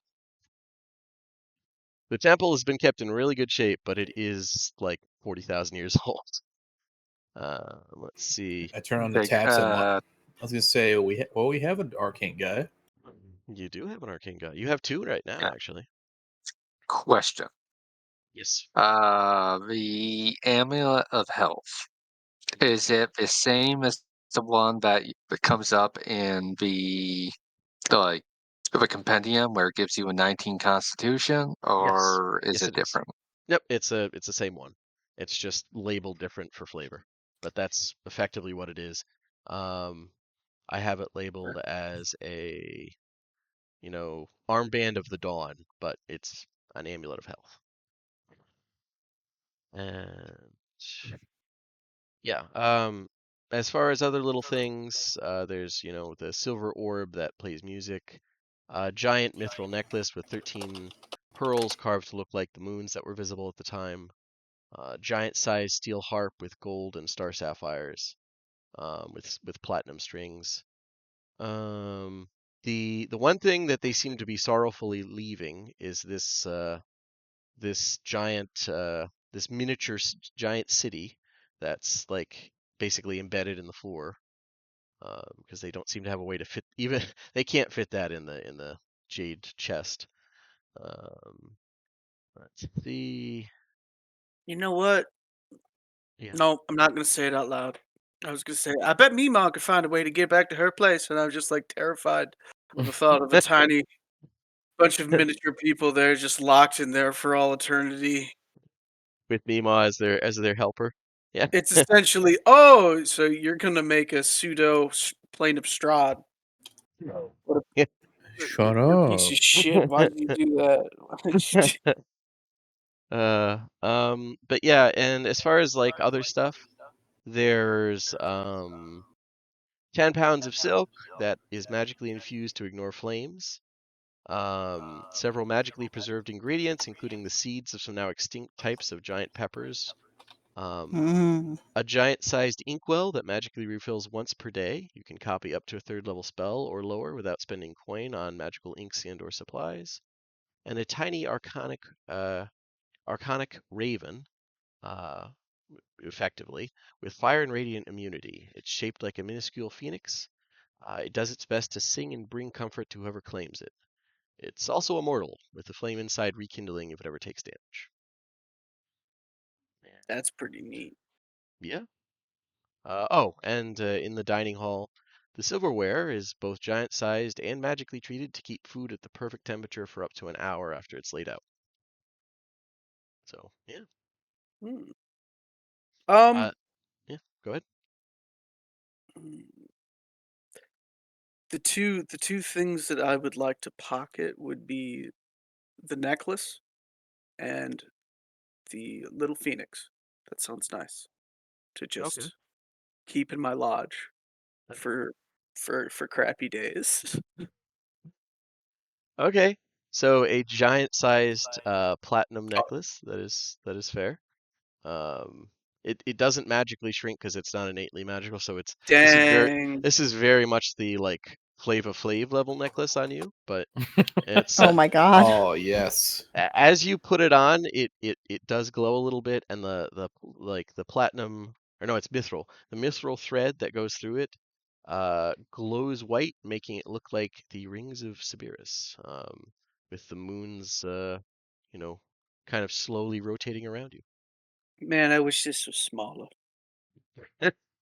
It does make it kind of hard to see occasionally as it floats, but it's really cool looking.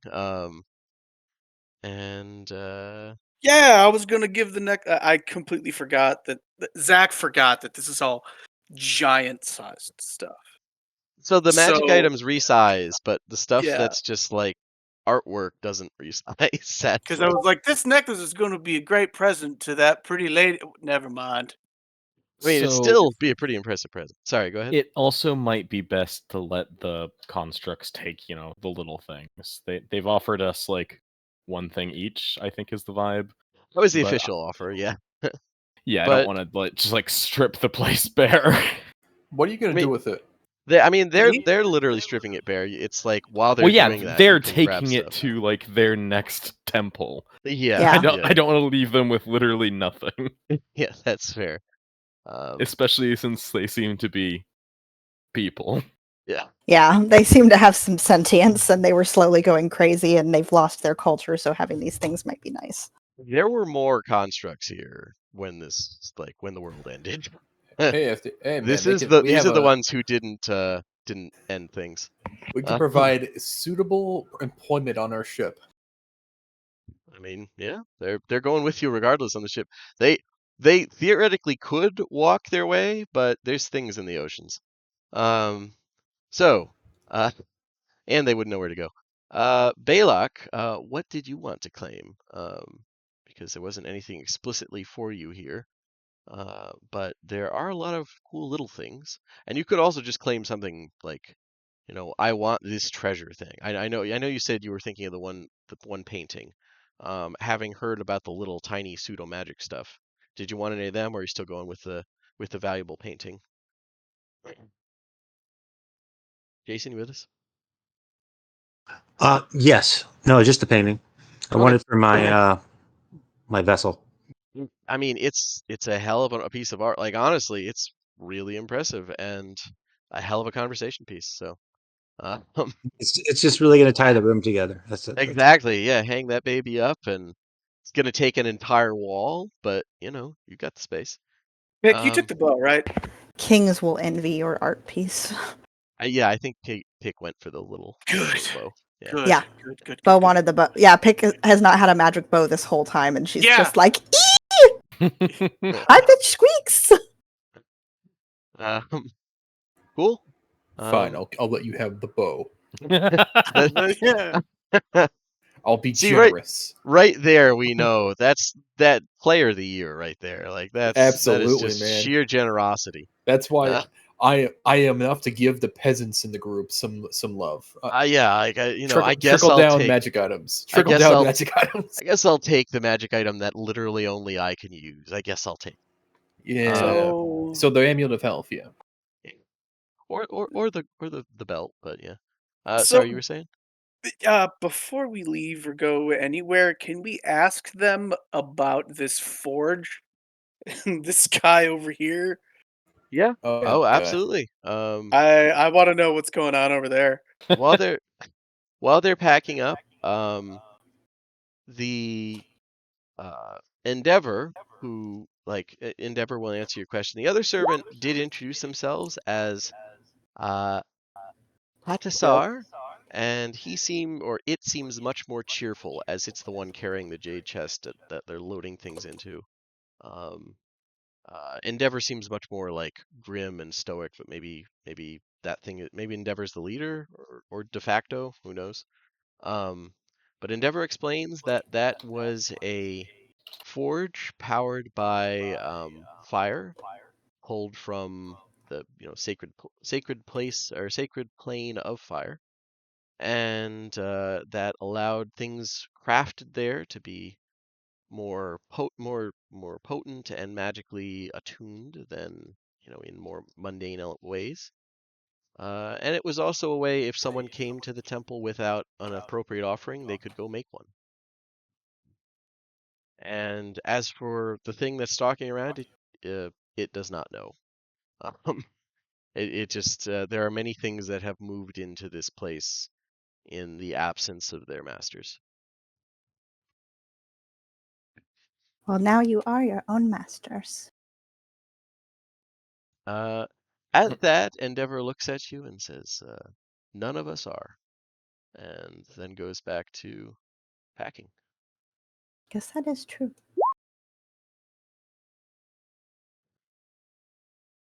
And just to be clear, you said very rare, right? You're okay with me having It is the very second rare. best?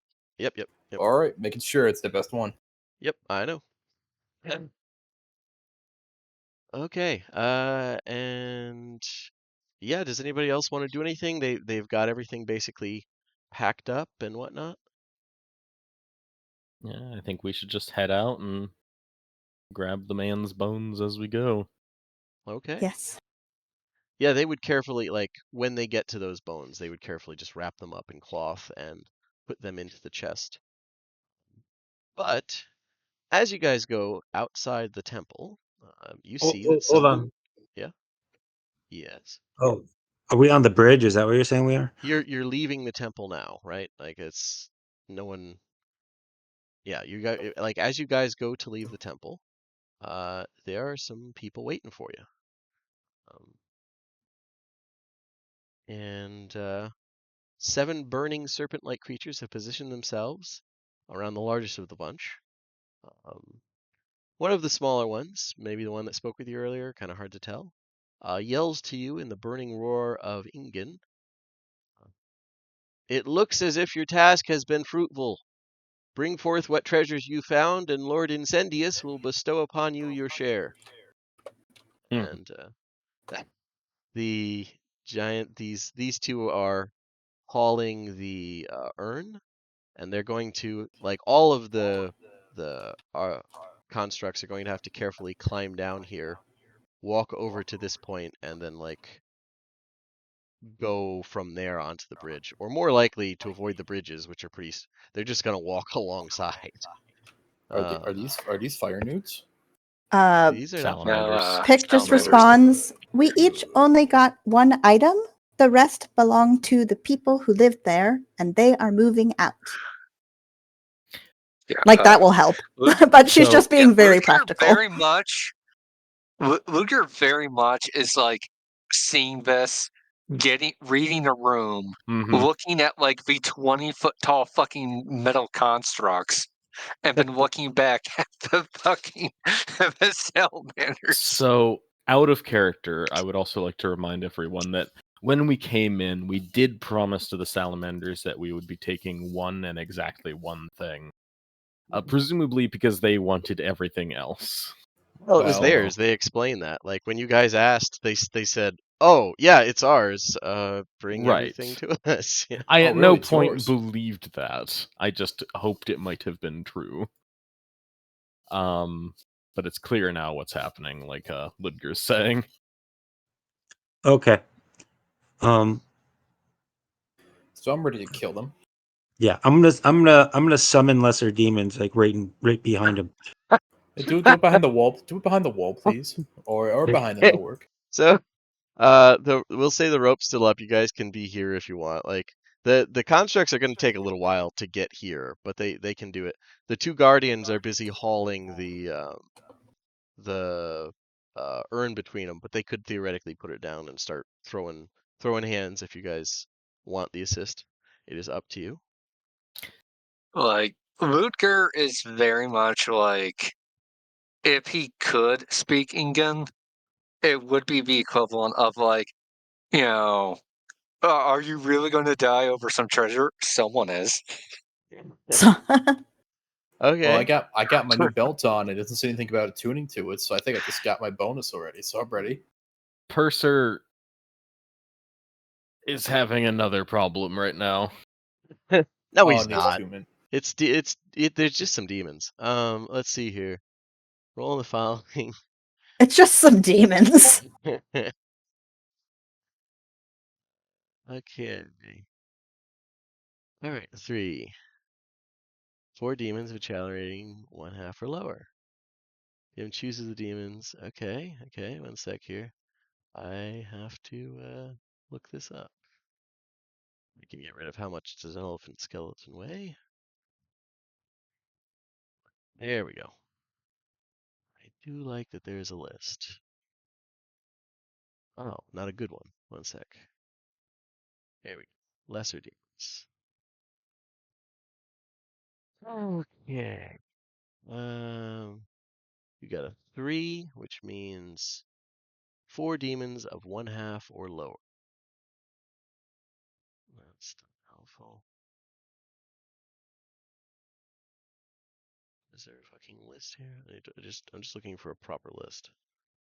Yeah, this clearly heretical volcano. Yeah, they must have just popped up out of lava. No, it's just a coincidence.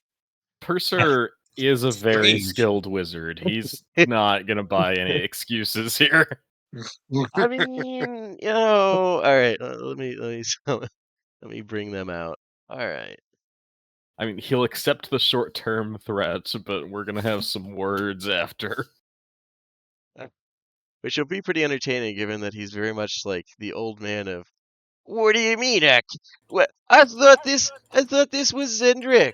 Excuse me. I thought this was Zendrick. I thought I can summon whatever I want. And I he's thought like, this was America. Yeah. I've been wanting to do that to those assholes since we walked in. Good. They're annoying. All right. So we were gonna summon some stuff.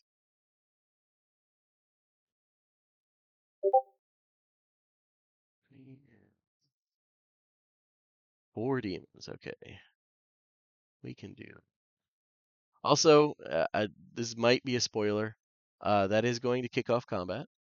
So let me They just put this up, and everybody can roll initiative because they will take summoning demons as a hostile act. Why would anyone? I mean, it depends on how reasonable you are about these things. Like, you know. Yep, that tracks. It's fine. I'll keep them bundled up. Okay, I am pretty sure Bemi has a higher dex than I do. He might. He's got points. He's got 0.16. You got 23.16. It's all right. I'll go second. I know you have something higher than 16. I'm just saying. It's fine. Just kill that shitbag in front of me, and I'll just dive bomb the group. All right. Let's see.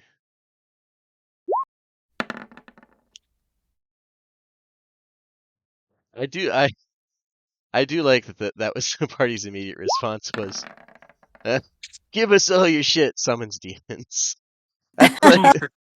That's Don't lump me in with that. That's a pure like Skyrim reaction. Let's mug him. No, we literally just saw him fight that undead monstrosity that's been here for thousands of years. But there's 8 of us, and 5 of them. You never should have come here. There's 8 of us. Suddenly the demons are summoned. They have more people now. My ancestors are smiling on me, Imperial. Yeah, exactly. How the turns have tabled. As some cracked out fucking drug addict mug just fucking drop kicks through their chest. There's gonna be a lot of cracked out moments here. All right, so, and I'm just going to have them all go on Endeavor's turn here because I'm trying to have this initiative order is already disgusting. All right, open this up, and on his turn, you guys can tell them if you put a fucking urn down and kill these guys, whatever you want to do. Then they might listen, or well, Endeavor might. Okay. I mean, ultimately, it is protecting their So. I mean, they're going to take your urn, which is your lifeblood. Hey, I'm not saying that they're against it. It's just they're going to be focused on moving it unless otherwise stated. I am genuinely okay with either. Anything to get this initiative order low. All right, Ludger, what do you want to do? This is the target-rich environment. Well, yes. You got to be careful not to hit the demons, though. Clearly, they're our favorite. So careful with your AOE, guys. Okay. Okay. Ludger will move up. 5, 10, 15.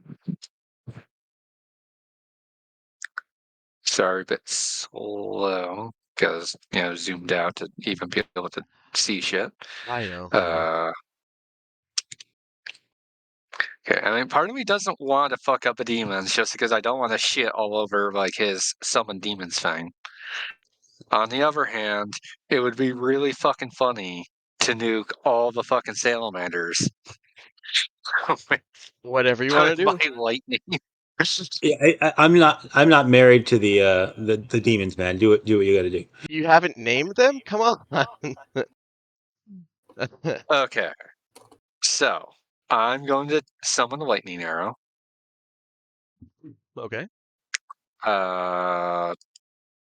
And I'm going to aim for the guy in the middle because he looks like the big honcho. Which it does mean that that is going to hit 2 of the 4 demons. This one and this one because they are within 10 feet. All the salamanders that are around him are also getting hit right now. So I am going to action surge. And okay, so 1. That hits. 2. That one doesn't. 3. And does. 4. One does. Did the third one hit, or I was about to use Third one hit. a superiority die? Yeah. The second one was the one that missed. And you could use a Okay. superiority die if you Yeah. want. I'm pretty sure that would be a long shot. And with the the lightning arrow, it's not going to matter too much, anyways. Gotcha. Well, no, fuck it. You know, I'm going to use it. This might work. Probably not, but nah. No, still a miss. Yeah, unfortunate. Okay, so let's first roll damage.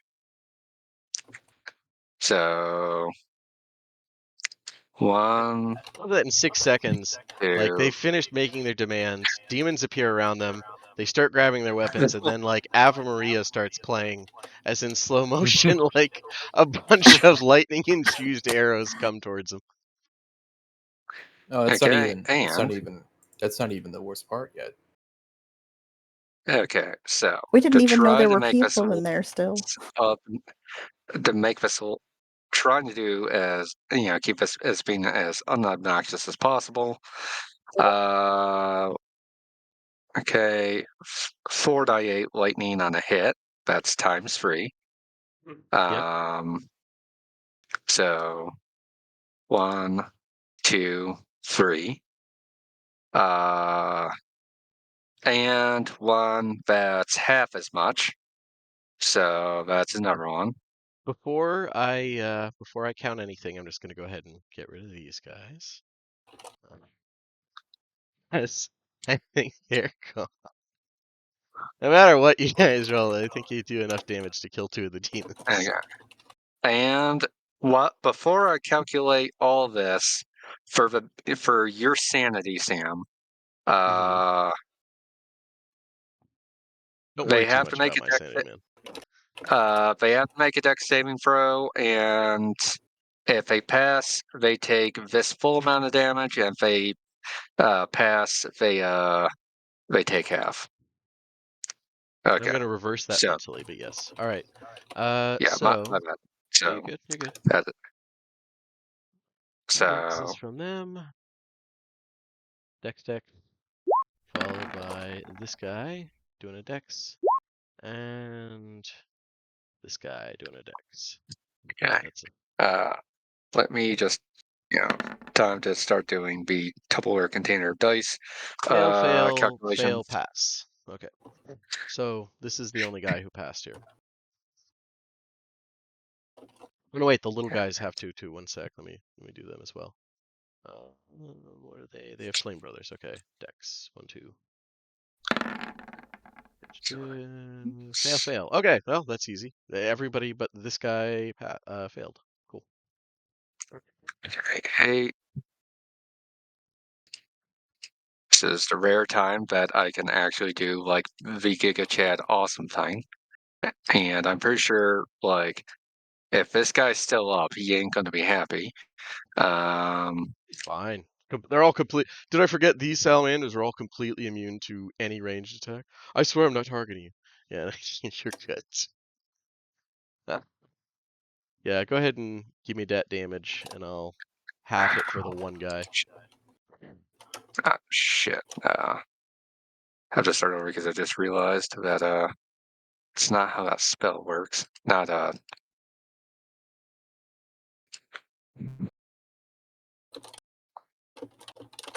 Okay, so apologies.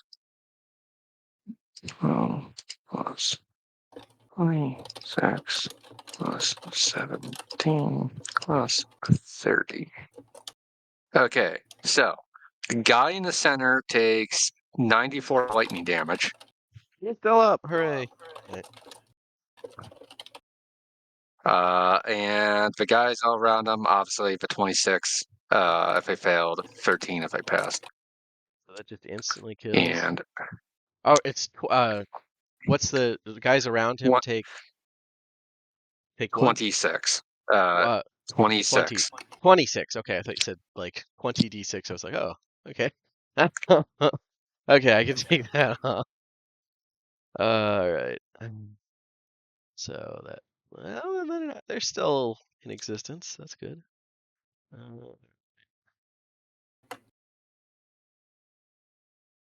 Oh, and for clarity's sake, it would have been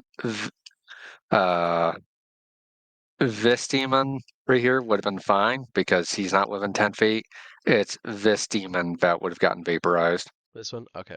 All right. Oh, Yeah, he's the one that would have taken 26. yeah. All right. Let's. How kind. It's okay. And they're badly hurt. This and that guy took half.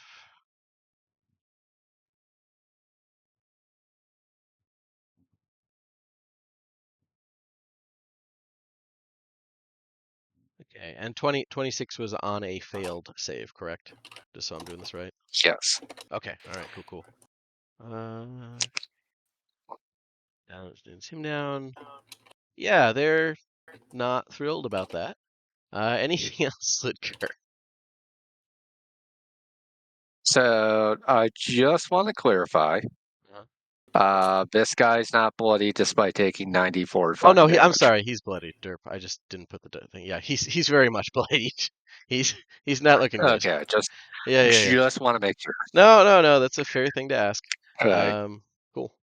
I didn't think it would kill him, but yeah, if he took 94 lightning damage and isn't fucking bloodied, we have problems. Yeah, you're good. You're good. No, it wouldn't. Anything else? The rogue hasn't gone yet. Don't worry. We can still Okay, make it. apologies everyone else. I am done. Okay. Bemmy, now the next artillery round. What would you like to do? Well, I'm gonna charge you with my melee weapons at the end. Oh, okay. is that what you're doing? Yeah, I guess.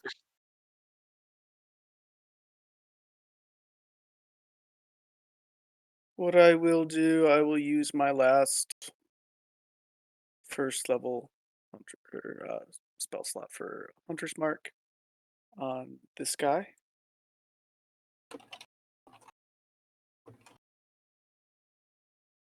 And you know what? Let's just see how this rolls real quick. Got 35, so. And this was the Hunter's Mark guy, or was this the Hunter's Mark guy? Apologies. This was the Hunter's Mark guy. Oh, okay. All right. Fair enough. I'll put the little dot. Okay. And so I get 3 attacks because it's my first one for the round. Is that a hit? 17, 18, roll down 19. so I can see. 19. Yes, that hits. All right.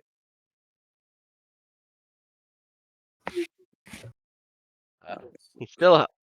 14, but here's how about now? Okay, now 19, he is not up. 19. He was at he was at 18 when you started. So yeah. How do you want to do it? As your first shot kills him. Like there's still lightning arcing between all of them. Like this is very much they were just bombed by like concussive blasts of lightning. They're all half blinking and looking completely stunned as you just kill one of them here. I guess it's just timed very well where they're all seizing and confused, and before anybody even notices, an arrow's through the head of one of them. Okay, yeah. He goes down, and the lava or whatever it is he seems to be made of goes dark and turns to cold ash. So now that he's dead, right? Can I move the Hunter's Mark to him? It wasn't it a bonus action to cast it initially? Yes. Is it a bonus action to move it? I don't. That's what Yeah. It's so a bonus action to move it. Then you already used your bonus action, so no. All right, that's fine. All right then. Then we'll get. I got 2 more attacks, and it's gonna be the next one's gonna be on him. Okay. Okay. Yep. Yeah, that hits. That would be 11 points of piercing damage. He's still up. All right, yeah. And that. that's why he's gonna get the last arrow. Well, that's Uh-huh. unfortunate. That is unfortunate. Go ahead and roll. How do you want to do it? I want both of them that have died, right? They just they don't even notice how fast they've just been murdered. Just one in between the eyes, and then the other one, an arrow for each eye socket, and they both fall and collapse at what Yeah, seems to be at the same time. Yeah, into ash. Yeah, they're very effectively gone. And anything else, Spammy? Nope. Initiative order is 2 later. All right. Endeavor is going to have the Guardians. He's going to just tell them to put that down and start climbing down. Like, I would say, yeah, they don't want to jump because they have to test to see how deep it is, but they're going to climb down. Let's see movement speed on these babies. Because they can't, whether they want to or not, they can't help until they're down there. It's, what did I say? It's about 20 feet out of the lava. Climbs down, and then he's going to dash to get over here. This one's going to, they will have moved the urn over here. He's going to climb down, and yeah, that's it for him. Endeavor and Patisar are going to wait in here because they're not combat models. And Balthazar, what would you like to do? I just run up, just flip over Bemi. Yeah, that's fine. Exactly 45 feet, and bonus action activate the fists and kill this guy. All right. That hits. That also hits. 15 force. Okay. Yeah, you're giving him the old what for? And let's see, I got anything I can. I already used bonus actions to know. You know what? On that. Oh, I need to attune first. Never mind. I can't see my new DC. Yeah. So that'll be it. That will be it because I used my bonus action. All right. It is this guy's turn. He's very much gone. It is the demon's turns. And these particular demons are not known to be super deep thinkers by nature. They are chaotic and awful. So they're just going to run towards the nearest thing and try and make it not be in existence anymore, or at very least hurt it. So it's going to run up and start attacking this guy. This one's just going to start attacking this guy. You're going to do a bite and a claw attack from that one. And Go feed my minions.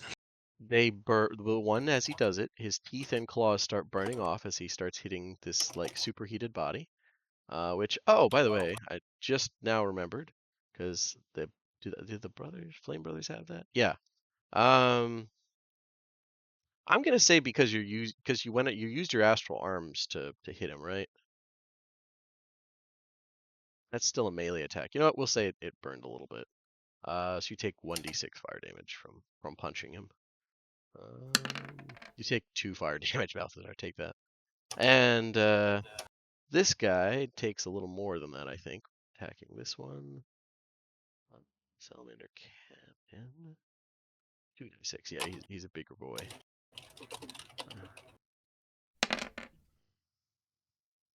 Okay. Yeah. Your one guy immediately halves. Your one demon immediately halves his health attacking this, but he's able to get. He's able to get with a 15. He does 1 piercing damage to the. Worth it. Absolutely worth it. He does 1 piercing damage and takes 9 fire damage. All part of Okay. the plan. You know what? this one, they're stupid, but they're not that stupid. He's gonna go here and he is going to breathe out a well, he'll one way or another a disgusting green gas cloud extends from this demon. The area becomes lightly obscured, and it's going to last for a minute. And any creature in that area, it needs to give me a con saving throw or be poisoned. So that's what he's trying to do. He's trying to poison these guys. He thinks that's a clever move. As he lightly obscures the area. All right. Seems like a good poison aura. Save. There we go. So those guys need to give me con saves. Commander. Con.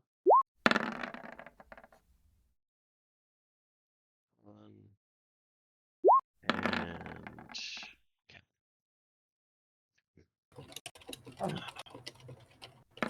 okay. Oh, two of them failed. The big boy didn't, but they are now poisoned. This is a good poison symbol. And how long does that last? Until the start of its next turn. Okay, cool. Yeah, so the demons helped. This area is also lightly obscured. All right, it is Lord Incendious' turn, and coughing and retching is going to come out of this cloud of awful, and he is going to strike back at you vile villains who have had the audacity to try and hurt him. And he is going to... Yeah, he's not going to try and close the distance. That seems like a bad idea. What do you mean, cry? He is going to fireball. We'll say centered. Yeah, he's going to try and... He doesn't really care if his minions in it, and his minions fireproof. So he's going to fireball, get Bemi, Ludger, and Balthazar. All of you give me dex saves.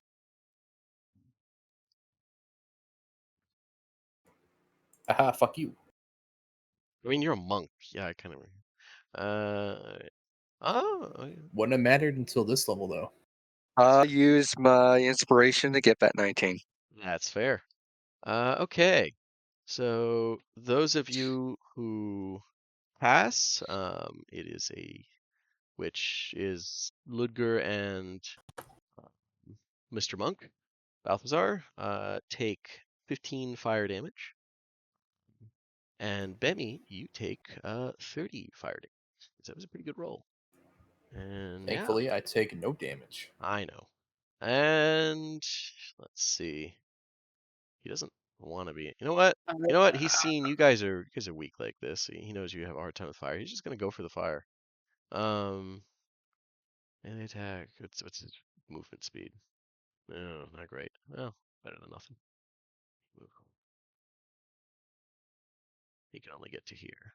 He's slithering for the fire, for the lava. And yeah, it's this guy's turn. He's gonna try and get you, Balthazar. You did stuff. You were mean.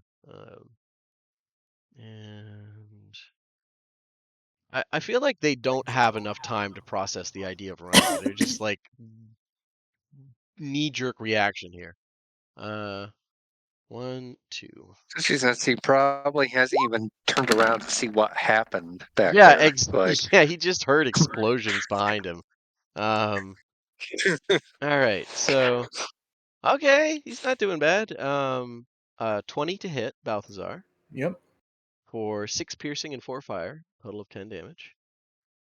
And 22 to hit. Okay, Yep. all right, I see him. And 7 bludgeoning and 10 fire as the tail wraps around you, as you are restrained. Okay, yeah. Don't even get a save on it. Not initially. It's if the attack hits, you are restrained. But after, you can get out of it standard fashion. And yeah, he's that went better than he could have hoped. And it's this guy's turn. He's poisoned. He's choking in the cloud of awful. I feel like realistically, he just wants that stench to go away. And maybe if he kills the awful thing that did it, like that'll make it stop. He's gonna try and give a whack to that thing because he's gonna do that and then he's gonna fucking bail because this was not how it was supposed to go. Wait a minute, did I do that right? It's Flame Brother. Oh, it is. Okay, I did do it right. It's just weaker. Okay, this salamander is going to try and spear him first. Disadvantage because he can't see very well. 17 to hit. I think that still hits for 12 damage to the demon. Demon's still in existence. It's not doing great though. And yes, the demon is very much halved. I will put the dot on him. And then his next attack also hits and he just pulps it. And then he is going to try and he's going to head here. This is if anybody asks, it was a tactical retreat, but they need to spread out. All right. This guy is no longer in existence. This one is... Yeah, they don't know how many times you can do that shit. They're going to spread out. He's going to come forward, but he's going to go at an angle here. Because maybe that'll make it harder. And you know what? He's going to dash. I'm going to dash to get up here on you. Yeah. And now it is this guy's turn. He's going to get rid of this guy just to get rid of him, and then he's going to do some stuff. Captain. Start off with a... Oh, nice. I should keep that in mind. Yeah. He's going to start off with spear. Let's see if that hits. All right, one sec. That one.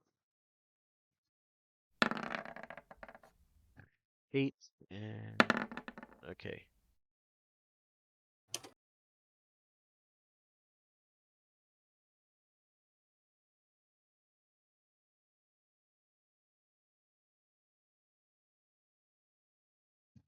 Okay. 8. Stuck weapon. Okay, so it just hits the ground and he needs to make a check to pull it out. That's fine. He was gonna use his tail anyways. The captain will follow up with his tail. Can I use maneuver allies? That wouldn't help here. Tail. Oh, there we go. That kills the fucker. And does he have any other weapons? He doesn't.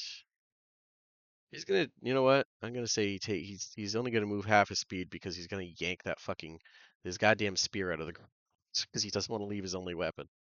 He's gonna go here, 15 feet out, and so yeah, that's it for him. Pick. What would you like to do? All right, let's.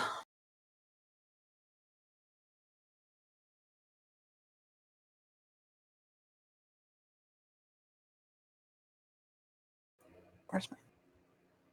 Get him off. Get him off. All right, now I gotta move up a little. That's fine. I wish I could eat. Actually, no, I don't. If I can just kill the king, they'll be a big enough W for me. The king is this guy. This guy seems to be Lord Incendious. Yep, that's why I wanted to kill him, but now I'm tied up. Yeah, getting help. This guy. The new bow is not on the sheet, but We'll just add +2. You're good. Okay. We'll edit. We'll stay exactly where we are. We're gonna give him the old pew. Okay. Jewel. Wow. Oh, there we go. Okay. Now, who are you targeting? Is it this guy or is it this guy? Boy, it didn't ping. The closer one. Closer one. Okay, closer one. All right. Yeah, that hits. And with a 29 to hit. Sneak is. Where's my fucking? There it is. Okay. She just flutters up to shoot over Balthazar. Okay. Exactly how much? What's the total? with the +2s. I can add it if you don't have something. Makes it Yeah. 30. 30? Thank you. Okay. And it's at this guy, or is it at this No, guy? I think The one wrapping Balthazar up. is this the demon? The demons are all very dead. Yeah. Okay. These Good. are all yeah. The one that's currently restraining Balthazar is the one right next to him. Yeah, I'll get that one because it's restraining him. Okay, and it was at 29, so with the 30, how do you want All right. to do it? Just, Excellent. I'm free. Just no take, and then shoot whatever upper part of the body because she was shooting down. So No take, only die. All right, yeah. no take, only die. Yeah, it goes down as the arrow shoots through it. And Balthazar, that literally burning scales wrapped around you fade away. Or at least stop being, scalding hot. And you are free. That is all. All right. Pretty good. Cursor, what would you like to do? Okay. It's been a while, but we're back. Fireball. Balak, yeah. How's everyone doing health-wise? Bemmy is at 8. Okay. Bemmy, I'm at 31, but he needs some more. Yeah, Bemmy, you're getting a 3rd level cure wounds. Because, I'm not, fantastically useful damage-wise here. This man will kill the party instead of learning Cone of Cold. I mean, I gotta admire the dedication, I gotta say. Yeah, my non-fire damage is like abjuration and control. Well, can't you eventually Yay. turn it to Yeah, I'll to eventually be radiant? able to turn it to radiant at level 10. There you go. Now that'll be the fun. But that's not fire. Yes, it is. It's a type of fire, kind of. Mhm. Not sort of, maybe. The silver Alright. flame. But- ice damage burns. No. It feels like it's burning. All right. So, Are you fire splaining to a pyromancer? Yes. I'm sorry for the audience. I'll don't worry. I'll cancel him after this session. Thank you. All right. Yeah, so all 2 viewers. I don't have 2 viewers. That's when I went back to listen to it. All right. Bemmy, so you're healed for that much. 24 points of damage or health for 20. I'm not dead. Yeah. Okay, good. You're welcome. Thank you. Balak, what would you like to do? Your I'm guys gonna did help. I will say yeah, it was fine. My original, I didn't think they were going to attack us. My originally plan was just to do it as we're leaving, just to do it like as a last minute, like fuck you, and then go. just drop stench demons in the middle of them and run. Yeah, it's my equivalent of like crop dusting. You know? Yeah, nice. Yeah. Yeah. So Eldritch Blast to the leader guy. Okay.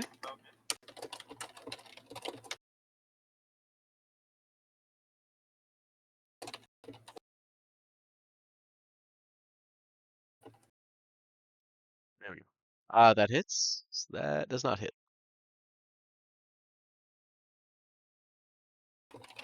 Okay. 3 force, and do you want to drag him anywhere? Well, I mean, towards you, I guess is the way it works. No, but I do want to. I can add Genie's Wrath. I can choose an element, so I'm going to choose 4 cold damage to add to that. Okay. Yeah, you can change the damage type per thing, right? It's not dependent on the type of genie. Here, I'll just share it. I don't know offhand. That's what I'm genuinely curious because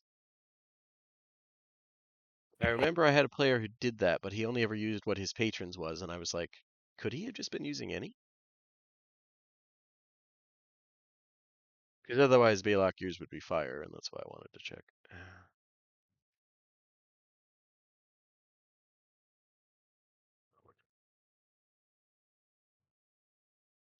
It's determined by your patron. Okay. Yeah, then, I mean, you can still deal the additional fire damage, but that's up to you if you want to.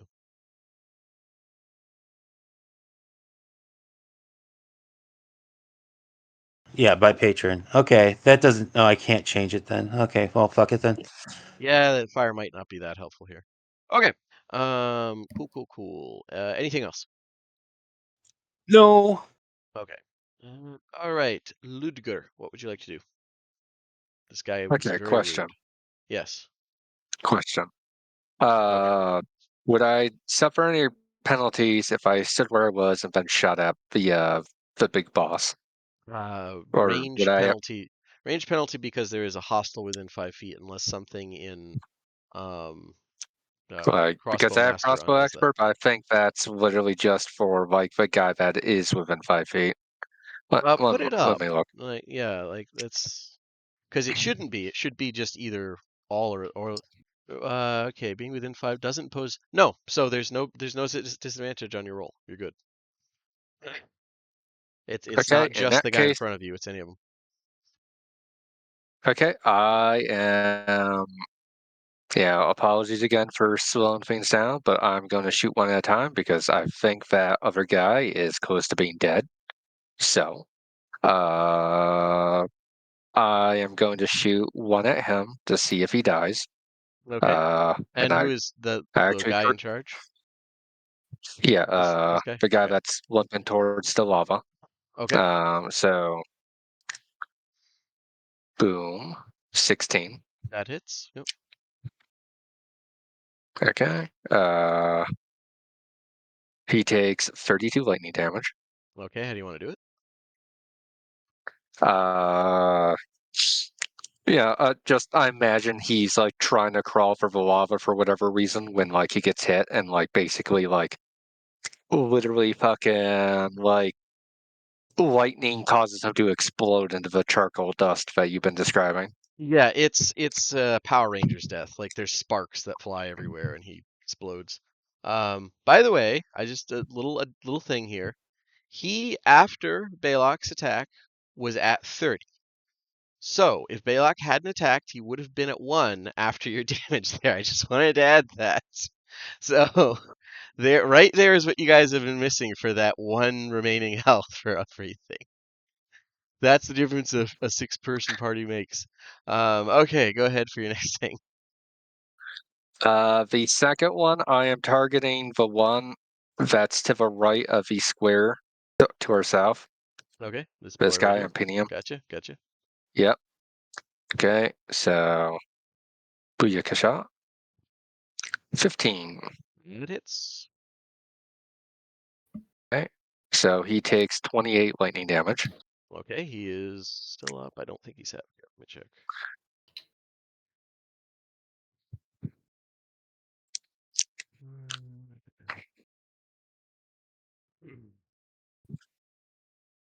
Get rid of this. Get rid of this. Get rid of these guys. Much easier to keep track of with all these. He's not happy. Okay, and then for my bonus action, I am going to bayonet the guy that actually I will move to where I'm flanking and then bayonet him. Okay, fair enough. It's a little spicy to bayonet him. It hurts, but fair enough. All right, as you bayonet him, you I'm do the take some closest thing this damage. party has to a tank, so this is I just the get you. price I have to pay. Okay, you take Okay, 6 Beg fire your damage. fucking pardon. Wow. So 11. That does not hit, and you take 6 fire damage. Wait, let me check. See if Yeah. it might have to be if you hit. That touches or hits. Okay, so you don't take the damage. That would be really punishing if just swinging at it burns the shit out of you. I missed. I don't care. All right. Anything else?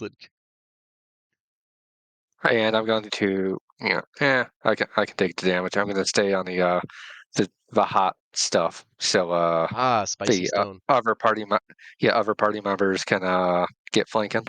Okay, in that And case, you take 4 fire damage from the spicy stone, but beyond that, yeah. yeah, fair enough. Okay. And I end my turn. All right, Bemmy, what would you like to do?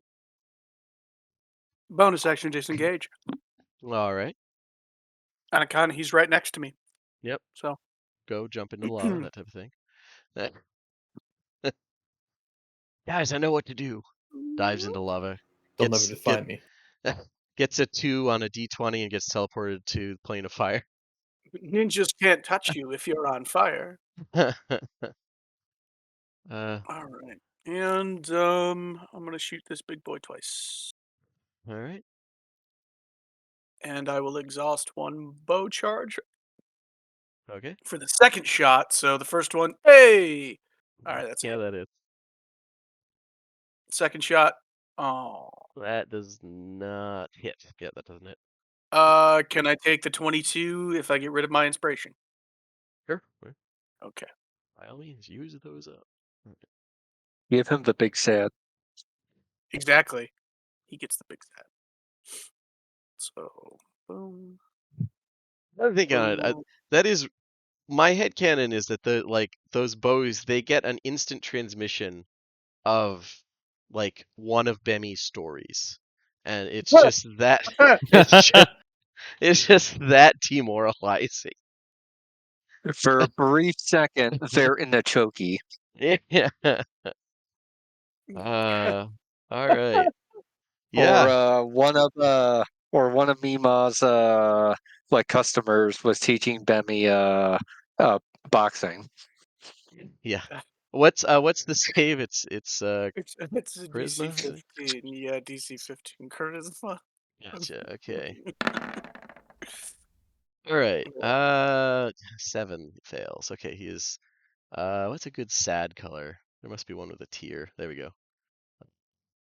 Crying. Okay, he's feeling feelings he has never felt before. So he's prone because he failed it. Yeah, okay. Yeah, so then he goes, you're right, I forgot there's a thing. Prone as well. As he remembers that one Bemi never knew why it was a holiday, but Meemaw swore it was a holiday, and that every one of those holidays, a bunch of people would come to visit Meemaw, and they'd all drop gifts off for Bemi, and that's um, the that's the sad memory that this guy has. It wasn't a sad memory until Bemi thought more about it later on. I don't know if anybody's seen the It's Always Sunny Christmas special. But yeah, so this guy is Does Bemi prone. eat someone's ear after a while? I'll leave that up to him. Cool. So he is prone and sad. Yeah, that's rough. And anything else, Benny?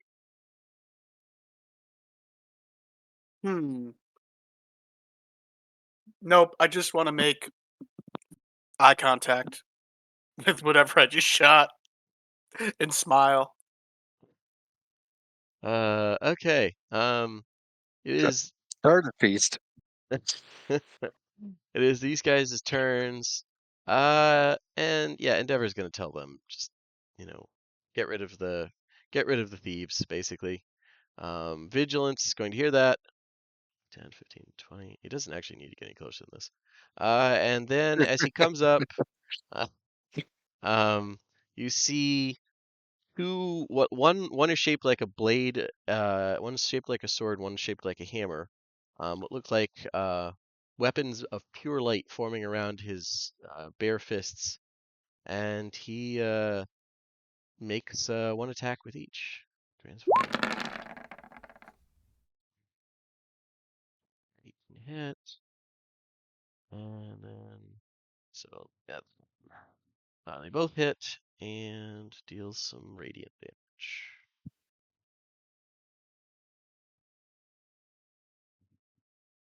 damage. Okay, he brutally savages this thing, but it's still alive. Remember how you were just talking about like how it made up for all that shit? Pepper's Farm remembers. I mean, it is pretty funny. And this guy, you know what? He'll take 2. Valor will take 2 range shots at him with his chest beam, because that's in range. Doesn't have great range, but it's got it. Fire from heaven twice.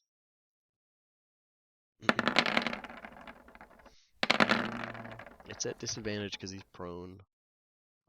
Even with disadvantage, second one hits, and yeah, 35 radiant. Boom. That guy explodes into holy light. And yeah, that's their turn. Balthazar, what would you like to do? Well, There's 2 things left on the more. field. I got reach. I want to kill this guy. Okay. Attack number 1, 2. Yeah, that is. That'll be 7, so 14. Okay. Yeah, that's Popular he's flurry. down. I don't think so on those.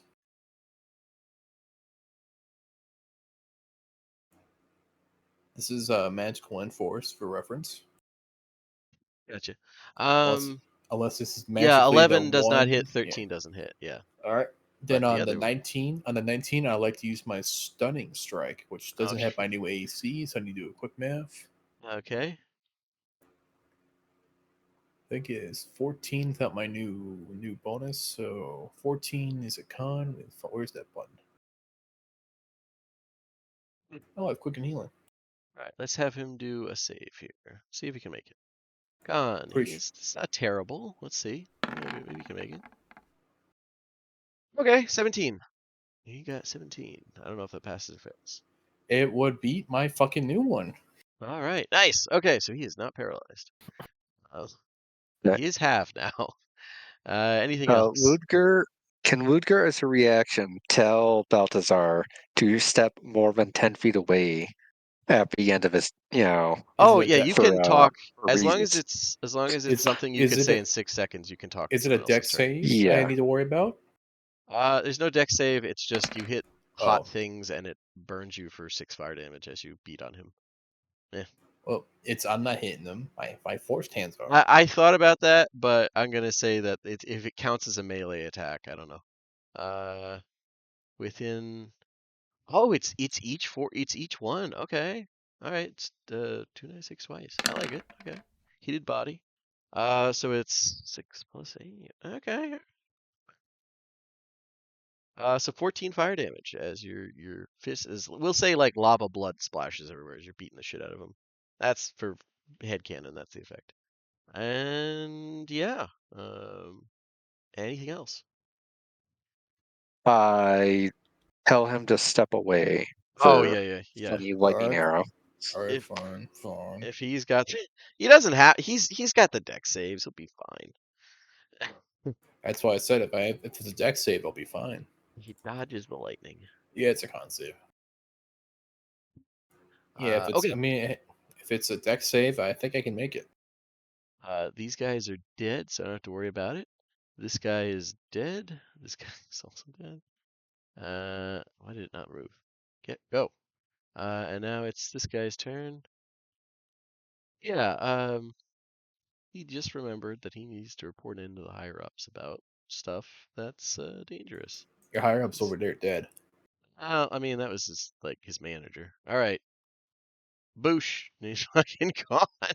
That poison leaves too because he's away from the stench cloud long enough. And yeah, I don't think he has any bonus action dashes, so he's just dashing. Yep. Okay. And now it's this guy's turn. He's dead.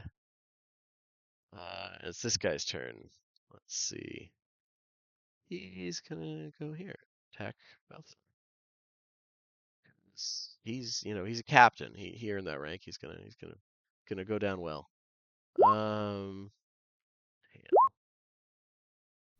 Okay. Oh, nice. He's gonna use a distracting strike for his nat 1. God damn it. All right, 1 sec. Which 81 is. Oh, okay. There's no other target to hit in range, so he just misses. And then he gets a 24 to hit for 15 bludgeoning, and you are grappled. Oh, with his thanks. Yeah. And yeah, cool. That is it for him. Pick. What would you like to do? Balthazar keeps getting grabbed by these guys. They don't have much of a personal space thing. No respect. No respect. Let's see. We're going to scoocha. And then we're going to pew, but I don't get the advantage of sitting still. Need to mark down 2 arrows. That hit. Yeah. All right. And just firing at this little guy over here. Okay. No, I said no take. All right. So he gets like an arrow in, part of his neck and is like clawing at it as his tail is squeezing around Balthazar. Okay. Anything else? That is all. All right. Purser, what would you like to do? Okay, Purser advances. 6. Ah, perfect. And I will cast Cure Wounds on Pick. Oh, Okay. thanks, buddy. Yep. Like I'm the healer right now. That's fine. 3rd level. Yes. That would be such an. Great way to get killed. Yet while Yeah. the monk is restrained, so he can't do its usual shenanigans. Yeah. I don't have Fireball prepared because I anticipated fighting a bunch of fire monsters. I know. What a clever boy. Thank you for heals. I do pull that a lot, to be honest. All right. Moth slightly decrispied. If that Yeah. is it for Purser, That's it. I will go to Balak. What would you like to do, buddy? I'll be back in half an hour.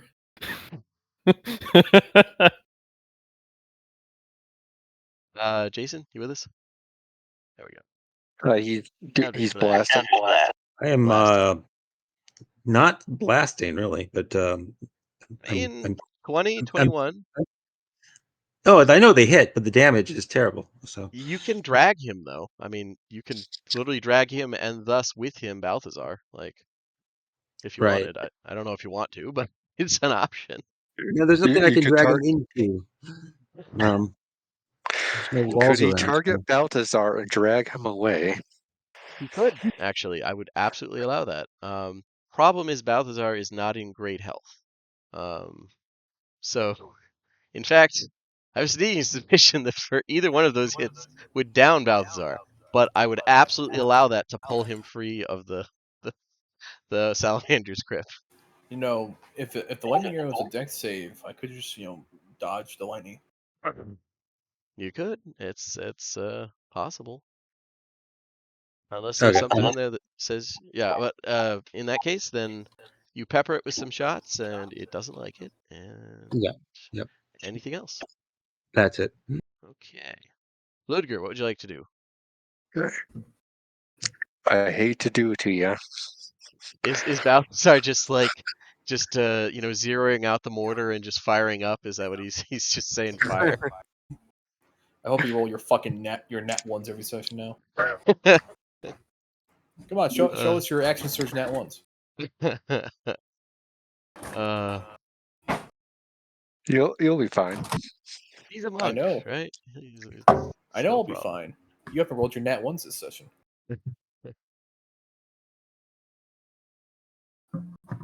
That doesn't quite hit. Oh, forgot to turn this on. And 2. And Neither of those hit. okay, so according to lightning arrow, that just means it does half damage. Okay.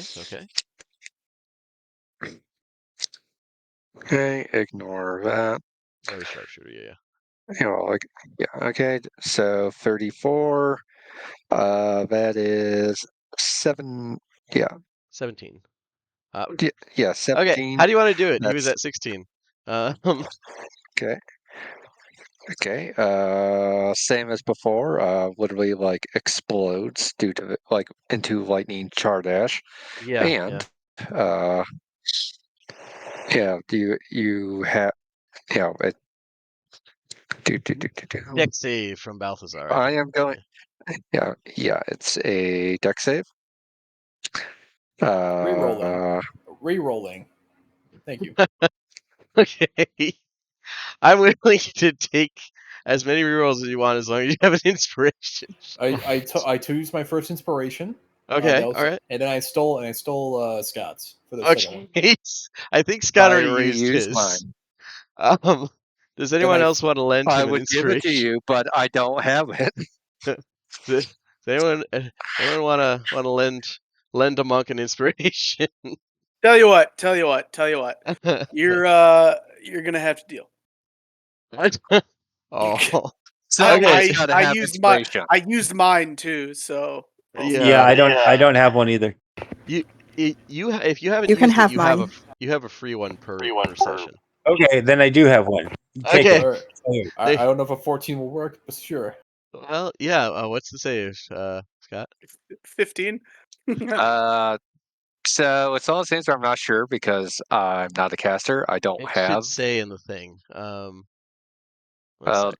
it just says make a deck save. I can post it, but Okay.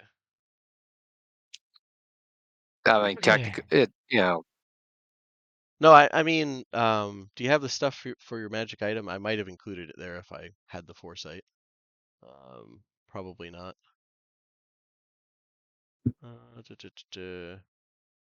Looking it up. I think it's just you can cast the spell.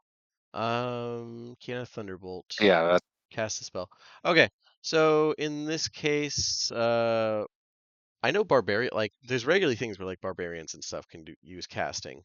I think it's It would normally be 8 plus proficiency plus whatever it would. Yeah, the spellcasting modifier would be, but that like So magic items that cast spells will include a flat DC.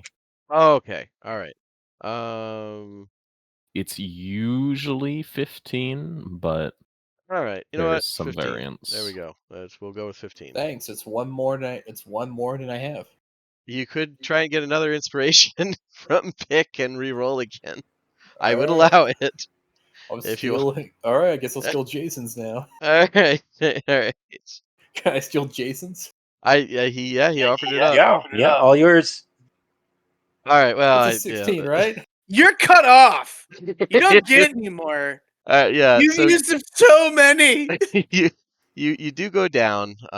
But because this is 5e, it just means you're down. Yeah, I used them for that well, reason. no. I could potentially roll a 2. You already rolled. Oh yeah, I On guess the it's 2 different damage. and it's halved 4 lightning damage. He was at 2. Yeah. So all right. So he goes down. But the important thing is that, barring chasing this guy, you guys don't have any other immediate things on the board. I'll keep you in turn order because I know there's a lot of bloodthirst here. But Bammy, what do you want to do? You just saw, like, as this thing exploded, Balthazar's limp form dropped to the ground. Sort of ragdolled. Well, that sucks. Anyways, this guy's getting away. Okay, what's the range? Hold up. What I'm gonna do is I think, yeah, longbow, it's definitely in range. 120 Yeah. feet. It's okay, because what I'm gonna do is I'll upcast a cure wounds at level 2. Aw. And He does cure. touch the salamander, who's probably making saving throws at this point. The salamander exploded. that, You really yeah, I want to die mean, when I get up. I would allow it if you really want to heal the salamander. No, it's all right. Okay. Yeah. Then Balthazar, you regain consciousness. Seems like you just blacked out when you hit the ground. It was really short. But yeah, you have significantly higher health than you did before. Cool. Anything else, Bemmy? No. No. Okay. These guys are going to go up. Let's see. Yeah, had a pretty explicit thing. Let's see. I think he's outside of their range. This guy will go up to see if he can get to him. What's their movement? Oh, they have decent movement. Move forward a little bit. And no, it's outside the range. Yeah. Then in that case, they're just going to focus on moving the urn. Balthazar, you are awake, prone but alive. That's a spicy hug you took there, buddy. Yeah. Single tear sizzles as it rolls down his cheek. No, it's not a single tear. It's this is the I must be Zen, even though I have a billion zingers to throw back at him. He is the picture of Zen. You are a monk. What would you like to do, bud? Nothing. Nothing. I mean, I'm not diving in the lava after him. okay, that's fair. Okay, do you want to get up at least, or are you just gonna like this stone is cool? I'm gonna get up and I think I have some healing. Okay. Well, that is shit healing, but yeah, sure, why not? I mean, it's emergency healing, I think is the point. If you need that, it's probably an emergency. Wait, Okay. never Yeah. mind. I thought this was the healing potion, and I was thinking No. the Using his thing. possible like Okay. homebrew roll we got. This guy is going to dash here and dive into the pillar, thus leaving this plane. This guy's dead, and you guys are out of combat. You could follow him into the plane of fire, but Yeah, at the sure. moment you're out of combat. Yeah. I bet that's something Grick would do. Yeah, it's a shame he's not here. Rick would be very confused by this. No, riddle. we confirm these aren't fire newts. They are not fire newts. Yeah, these are just salamanders. Which is funny because I actually was using salamanders as a stat block for some of the higher level fire newts, but Newts and salamanders are both amphibians, and they breathe through their skin. Potato. I fucking hate them both. I like them. Okay. So Hate him so much we're gonna heal one. yeah. So these guys are going to continue now that combat's done. The two guardians quietly go and start hauling this urn. And yeah, is there anything else you guys want to do here? You could go check this out. You could go check the woods out. You could dive into the lava and try and check the plane of fire. There's all kinds of options.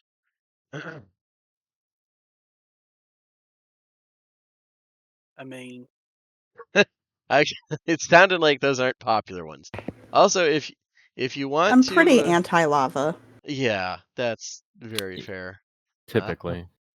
I'm not gonna make you continue to do saves for crossing the bridge. You already did that once. We'll say now you have a pretty good idea of how to avoid it. And if you're really reluctant, you could just redo what Purser did and have one of the Arconics toss you. And yeah. So in that case, we will go to here with them following up, carefully wading through the lava. Luckily, it doesn't seem to be any deeper than 15 feet as long as they stay near the edges of the little where the bridge is built. And let's see here. Yeah, it's not. I won't say it's a smooth trip.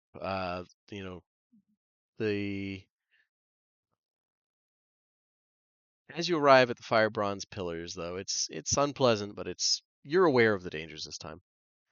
As you arrive there, you see a very tired-looking Ostrin, kind of smiling with relief at your return, peeking out of the second-story window. The expression quickly morphs into one of shock as these lumbering enormous constructs are behind you, or in front of you, however you want to do that. And she says, "What? What's this?" As she starts backing away from the window because clearly something dangerous is happening. What do you guys want to say to her? That's quite all right, Lady Erostrin. These are the caretakers of the temple. They've decided to move shop, as it were. To our house, puts up all her little arms. Well, Yeah, she doesn't. She like her near terror changes to one of like. So first, she doesn't look like she quite believes you, but then she sees that they're not attacking and they're just hauling things. Um, sh- so wait, are they alive? They've been in the temple all this time? Have they been there since this before the shattering? To the best of my knowledge, yes. And at that, she immediately seems to forget like that she I should be figured that'd afraid. be her reaction. And they can communicate. You think I could question them about what it was like in the era? A first-hand account would be absolutely groundbreaking. There have been only a few instances where beings from that long ago have been willing or able to describe the time, and they're usually unreliable. And she looks like she might hyperventilate, or it could just be the heat. But either. I'm sure you will have time to discuss this with them on the ship. Oh, and she kind of peeks past and sees this like enormous golden urn and a jade chest. Oh, and it looks like you've secured funding for Mishann as well. You're a credit to adventurers everywhere. No, these are the accoutrements of their temple. They are taking it to the High Temple of Onatar in Corvair. What? Oh, all right. She she looks like she doesn't know what Yeah. to do with you didn't loot the place. I She's mean, would you like to really stop the robots? If you want to stop them, they'll go ahead. Oh no, she's not like objecting. She's just shocked that you didn't loot the place. We didn't So- expect there to be living robots still Yeah, there. we merely conducted archaeology. We didn't loot the place. I don't understand the difference. Of course you don't. Get out of here. That being said, once we have some like it's downtime and I'm able to get her like away from all the constructs, I will promise to take her back so she can actually like examine the temple, Oh, but okay. not when like the actual inhabitants are there watching. She likes the idea, although she looks a little nervous about like coming back to this place. But she's willing to risk it. This would be a big deal. Or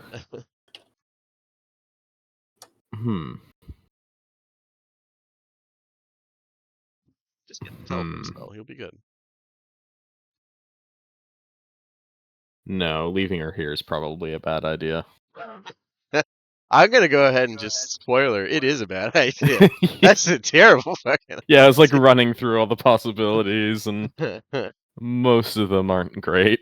You guys killed the most obnoxious shit, but there's a lot of things in the lava fields. Mm-hmm. But yeah. So if you guys want, you can begin your long trip down the mountain towards Kuomandau, the name of the like outpost town. Although at this point it's very dark and the clouds of steam, like looking down, even in the moonlight, the clouds of steam blowing across the landscape obscure it even further. So it's getting close to, I'd say about 11:30 maybe, probably close to 11 because it was 8:30 when you started. Blah blah blah. Yeah. So it's very very much middle of the night, coming up on the middle of the night. While Pick doesn't sleep, she looks kind of like a toasted little marshmallow, and she looks like she longs to flop and just lay there for a while. We're all very dry. Mercer She has does a level want a lot of exhaustion. water. Yeah. You could hole up in the already, the still there tower, or you could move away from the lava fields and just try and camp somewhere or cast it again. Whatever you guys want to do. I think let's just get back to the ship and we'll rest when we're on the move. Okay. I will say it is a full day's journey, so you guys will all be pushing. Oh yeah, it exhaustion was. levels. Yeah. Yeah, I'll summon a new tower. I think. Let me check my spell slots. Yeah, I'll summon a new tower and we'll rest outside the volcano. That's probably wise. I wouldn't have been dick enough to be like, you all get poisoned while sleeping, but that was a risk of like the person on watch would have noticed poison gas blowing in the wrong way. But yeah, leaving the immediate lava fields, temperature drops to reasonable, at least for tropics. There's no longer poison gases everywhere. It's way more inhabitable for like non-fire affiliated things. Um, for Baylock, it wasn't that bad, but Yeah. yeah. Either way, if you guys want to set up your temple, get ready for a long rest. I imagine, are you guys gonna like set up a fire outside the temple to cook things, or are you just gonna set the temple non rations and flop? That's my vibe. I don't know about everyone else. Yeah, I'm down. Okay. So just no need for that. You guys just cast the spell, Purser, hurry up type thing, and then once it's done, you guys are just gonna go all into it and pass out. Fair enough. Yeah, as you're doing that, there's the occasional gusts of steam, and there's an odd moment where you guys like, I would say probably Bemi is the first one to notice that standing in the wood line nearby, watching you guys, is a man looming out of the jungle, seemingly having just like popped out of the tree, basically. A A quick, man? yeah. Excuse me. Quick guess would put him at just under 20 feet tall, with rough red robes, a wild beard, silver headband, and the telltale shimmer of Saurian leather. On his chest is a symbol burning much like Purser's, but these are flames of pure orange and red. Clenched in his right hand is a staff, nearly as tall as he is.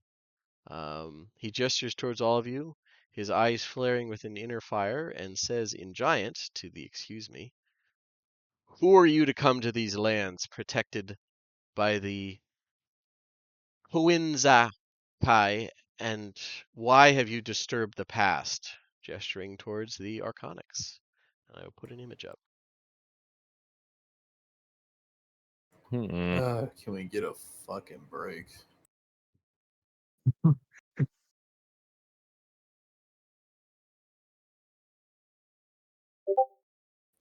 Hmm. Hey, welcome back. There is a guest at the campsite. He's a giant. You don't say. Yeah. I feel like I'm not spoiling anything. Like 20 feet tall, all of you. Yeah, that's he's giant. So what do you Just guys want to say to this boy? he just drank a lot of milk growing up. But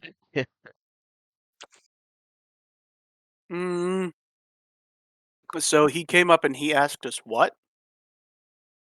He asked you, "Who are you to come to these lands protected by word, and why have you disturbed the past?" Pointing to the Arconics. Constructs.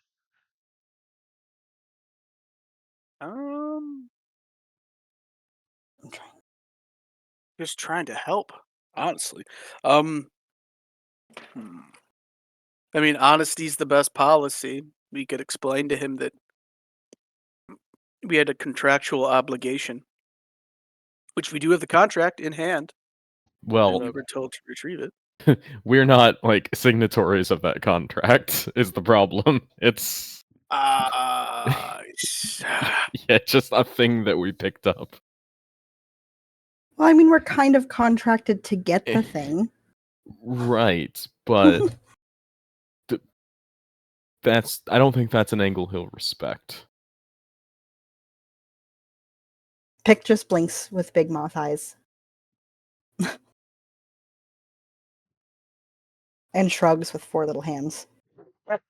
Not trying to hurt nobody, not trying to be anything bad, but have we done something wrong? Could you explain to us what that was? He just Demi. Well, so he says in that he looks to you, Vemi, and says, "This is all in giant, by the way. I am Suro of the New Growth. You say you do not know what you have done, but you come having disturbed the failures of the ancients. And he gestures towards the Arconics again, who are looking at him with their usual, like, non-emoting expressions, but seem to be, like, kind of waiting to see what you do initially. They seem as surprised as you are. We were under the impression that the giantish civilization in this area collapsed, and these what's the best noun to describe these things? Constructs? Temple Tectonics. stewards asked us to escort them to a new location. This chapter stay closed here. They start new ones somewhere else. His eyes go a little wide at that. Who are you? You still haven't answered. And where have you come from? I'm gonna let Ludger explain that one since he's the best. I can't. Diplomacy. I only speak Elvish. Oh, Yeah. right. All right. I'm used to you explaining everything to the elves. And I all right, know. and Bel- This is one of the few. This whole time has been one of the few times I've been fuck all useless. Balthazar knows giant, Okay. and I'll say to them, "We were here to recover something. We are leaving as the second dawn comes." Yeah, But who are you? Where are you leaving to? The main continent. Pick it. No. We call. Are you actually lying there, or are you just incorrect? Casperian, wanna- whatever the main fucking out. I don't give a shit. The main island. Yeah, main island. Okay. Okay. I just wanted to clarify what you meant there. Okay, so main island. Yeah, and you are what are you? As he kind of squints at at probably Purser first. And he's familiar with Pick. Yeah, and looking at the two drow, are you servants? Are there still the sinners and that exist on the main island? Did you just wake up? No, this is the end of my journey for the day. Oh. Just you asking all these questions made me think of some other people that we, may have released. One was an angel, one had pointed teeth. I'll just step on Bemi's foot. Frantically We're here to runs. Why are would here you? Sorry. We are here to we're from the main island. We have our duties here to someone we respect, and we are returning. Well, if you're working with the one-time slaves, they only return every 3 cycles here to rekindle their tools. It's too early for this. And I don't. you've brought with you those creatures of the lesser spirits. So he's gesturing towards the Arconics again. And at this point, seeing how they're recovering from some of their own confusion, Endeavor will try to speak up, communicating with everyone. And he'll try and clarify, at least from what he knows. They are taking us faithful of Amuntari away from this place. I hope you will not try to stop them.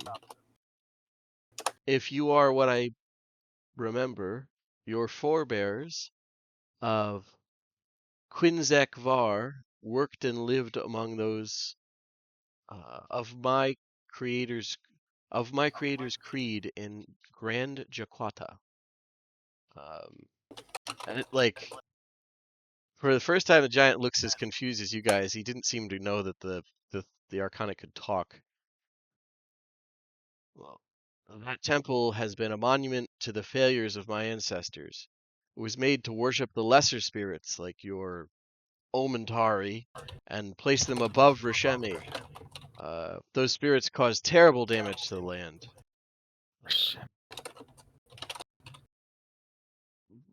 I would not shame I would shame my people if I let those dangers out into the wide world once again.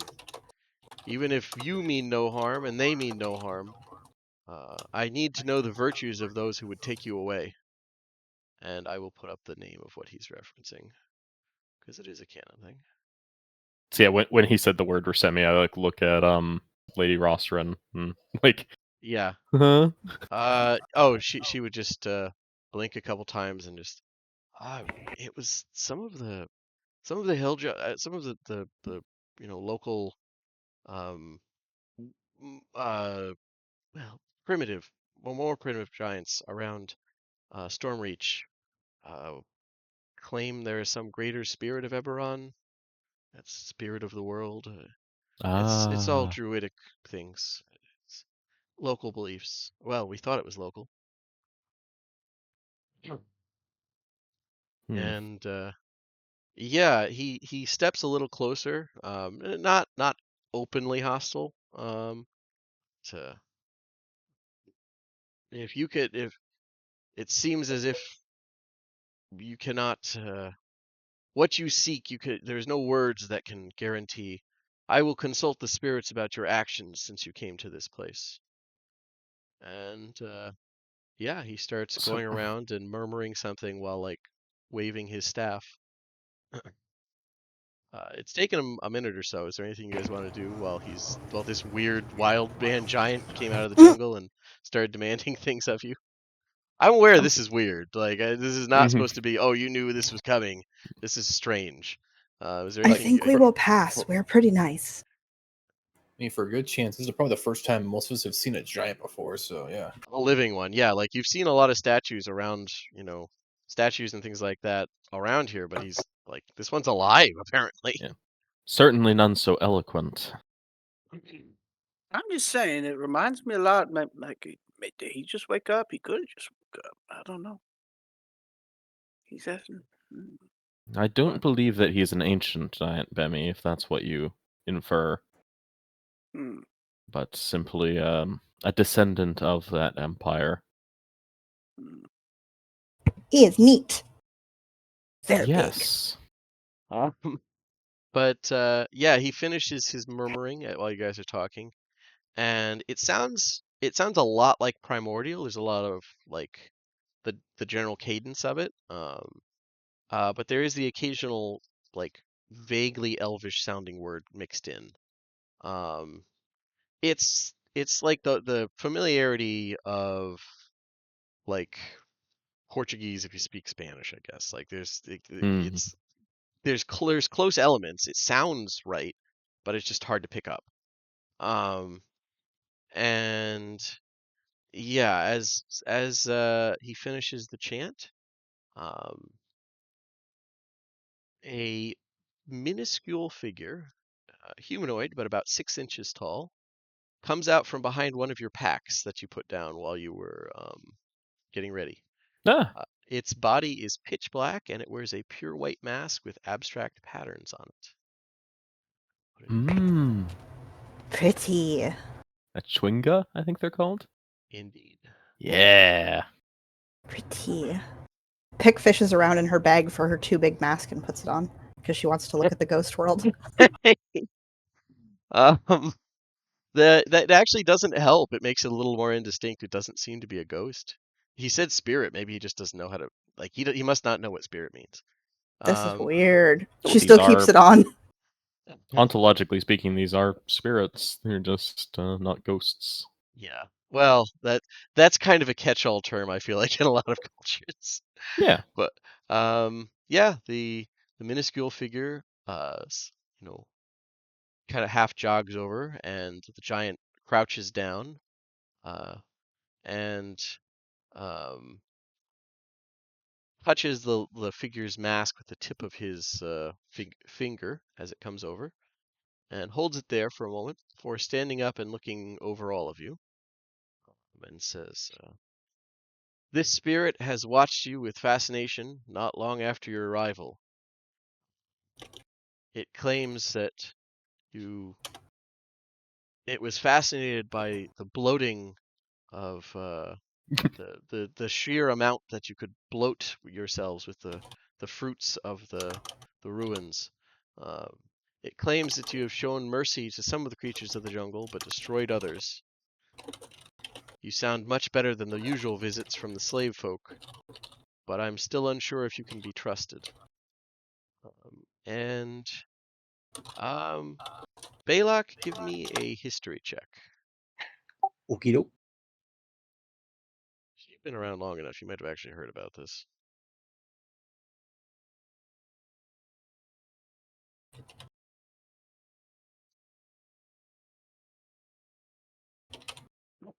Okay. Yeah. So, what do you guys want to? What do you want to say to him, if anything, So to make him think you're trustworthy? Purser has an idea.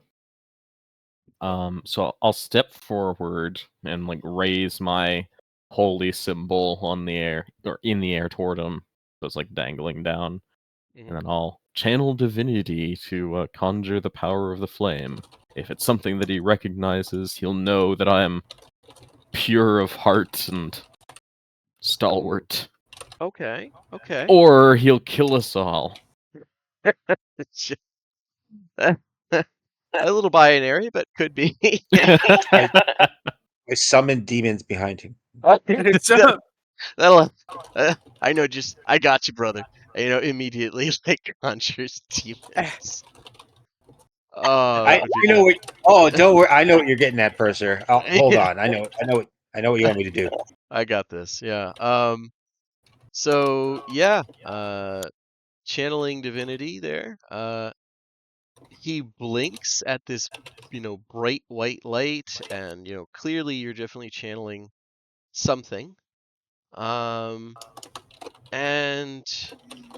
he looks back and forth at it, and Purser, give me a persuasion check with advantage. Okay. Because this is he grasps what you're trying to put down. Yeah, I'm trying to show him something clearly, Yeah, but there's yeah, a language barrier.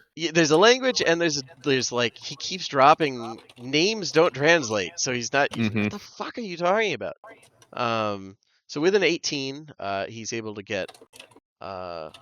You are of the Torch of Progress. I'll like nod emphatically at that. Ah, that's why you seek those. You seek to take them back to the mainland.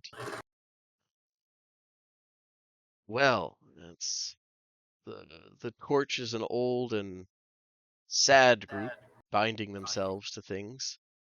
But they do mean well, and they do restrain things. They would be better to trust in Rosheme, but they are acceptable.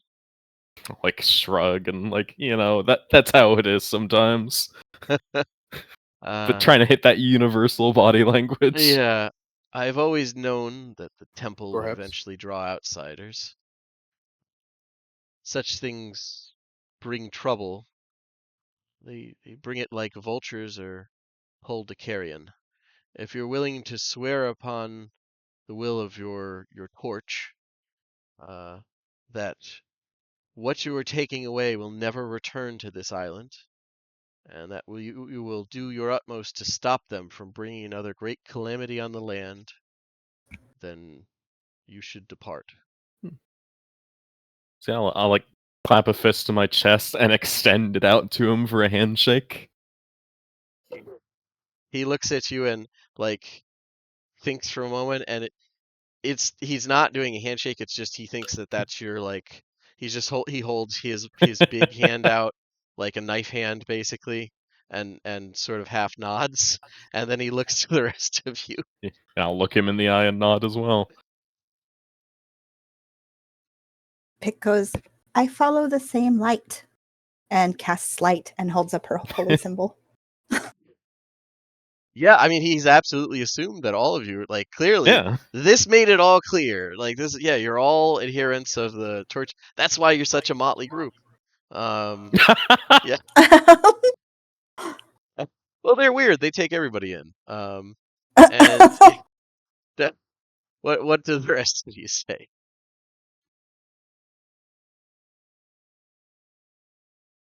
In giant Balak would be like, it was an honor, and he would also extend out his hand. Oh, There we we can go. hear you.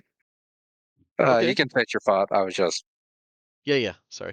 Okay. Yeah. Then he, you know, the little people have come up with some strange things, but yeah, he'll also knife hand towards you.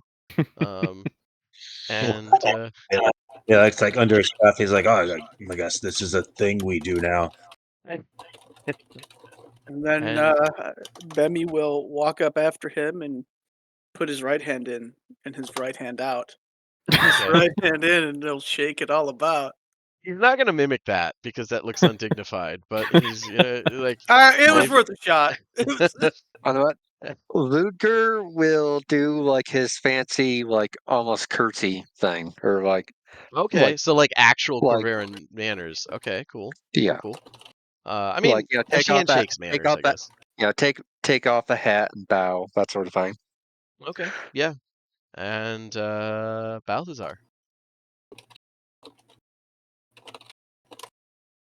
What are they saying with this, bud? I think he did said he was. Oh, never mind. What a voice. Talk about me. Sorry, I was. Yes, yeah, no sorry, problem. Sorry, I had a call. Thought that was another job. Okay, no problem. Yeah, the giant seems to have been. It's not an entire falsehood. He seems to think you guys are with the equivalent of like Purser's religion, like the local equivalent of it, and he's willing to let that go. He's like, all right, well, they're weird, but they're well-meaning. And he just asked all of you that as long as you make sure that what you're taking away will never come back, and that you're not going to use it to do terrible things, he's willing to let it go. And Johnny says, I considerably doubt that this stuff will ever return to this island. Okay, If it returns to this island, it'll be way past my death. Okay, that's all he can ask for is your existence within the bosom of Risheme. So yeah, then he nods and just sort of like looks over all of you and gives a long stare at that urn before getting up and walking into the tree that he like seemed to step out from behind of. He just sort of melds into it and vanishes. Neat. And yeah, the while you guys were looking at him, that little masked figure seems to have vanished. Cute. So the actual official lore is they are drawn by acts of like extreme gluttony and just weird big people things. So they were literally drawn by that one only started following you guys after Pick found that fruit. Yeah, they're just like little nature spirit things. They're like, damn, this moth is eating a whole ass fruit the size of her. Look at her go. They don't eat, so any eating is interesting, and to see you eat like twice your body weight was wild. So Look pull out an at it go. Pull out an abacus to figure out the weight to food ratio. It's like, well, one little mouse eating 10 bushels Pick, of did this you know you're food. 13% fruit right now? Yeah, here. It works like that. It's but, down from your average. But yeah, with that, there's no more threatening giants stepping out of the woodline. Although apparently there are giants here on this island still, fire giants. Weird druid fire giants. And yeah, you can at this point, Purser, you can finish conjuring your tower and everybody can sleep in relative comfort. Finally. And as soon as he finishes casting, he just walks in and passes out on the floor. Yeah. I imagine. Yeah, Now, I'm half expecting to be like, hey, yeah, we do the and on your first watch, more salamanders show up. it's funny you say that because do you guys do the watch thing? I'm assuming, but okay. Who is Yes. doing the watch? I will do some watch. Guess I'll do Okay. a watch. Okay. All right. When Purser I can do passed one. out, he just kind of pokes him. Hey, Purser, could we have the cat? Percy doesn't even wake up. Pearl just appears in a little puff of flame. Oh, okay. Thanks. All right. Yeah. Then give me a perception check, person who's doing first watch. All right. All right, that's me and him. Okay, cool. All right. We'll say Balthazar is doing the first one, and that makes sense. Bemmy will take over after you do 4 hours. Cool. Then during your watch, Balthazar,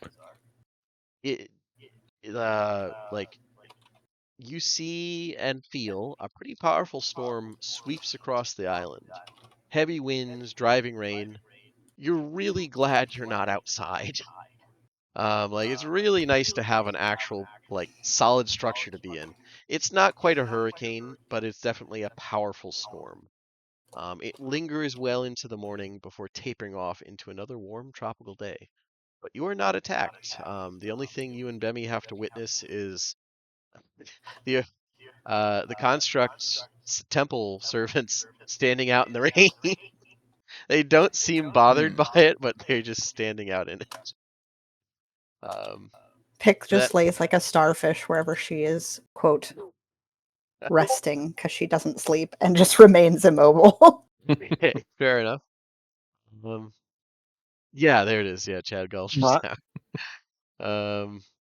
Yeah, the fact that it's probably been like 40,000 years since they've gotten rained on, if they've ever even been rained on.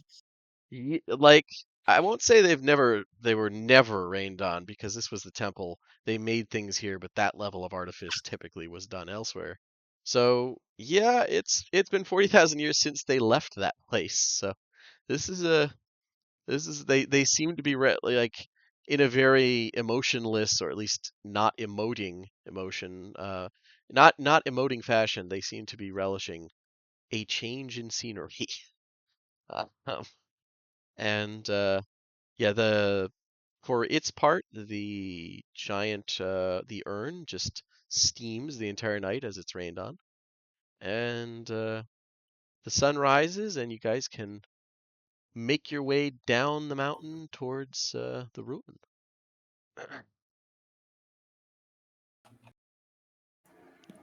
Yeah, I guess. Okay. Damn rain. To the It ruin.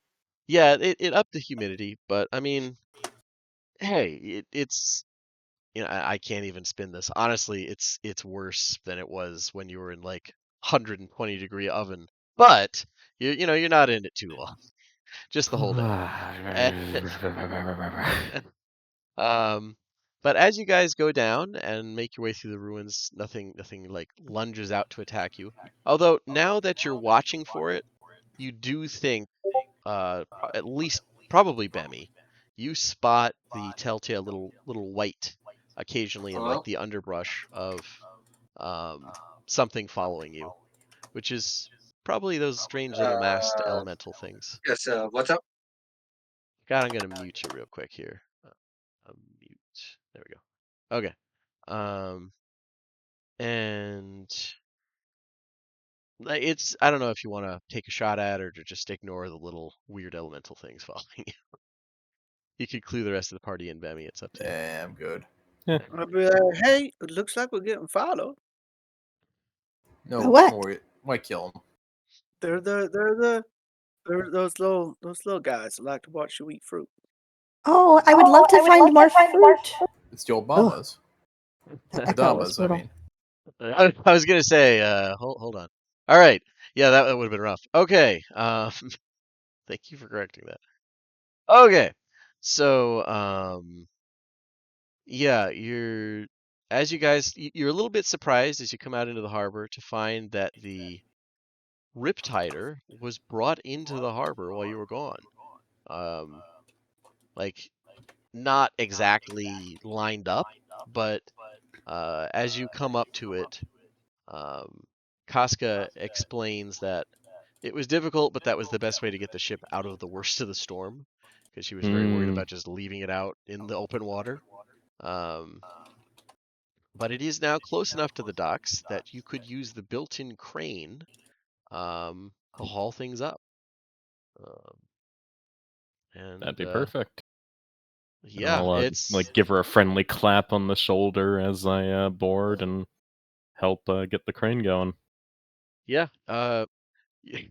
For her part, Casca just looks at the ancient constructs as one more source of stress, and sets about like setting up the chain properly so it can haul up and all that.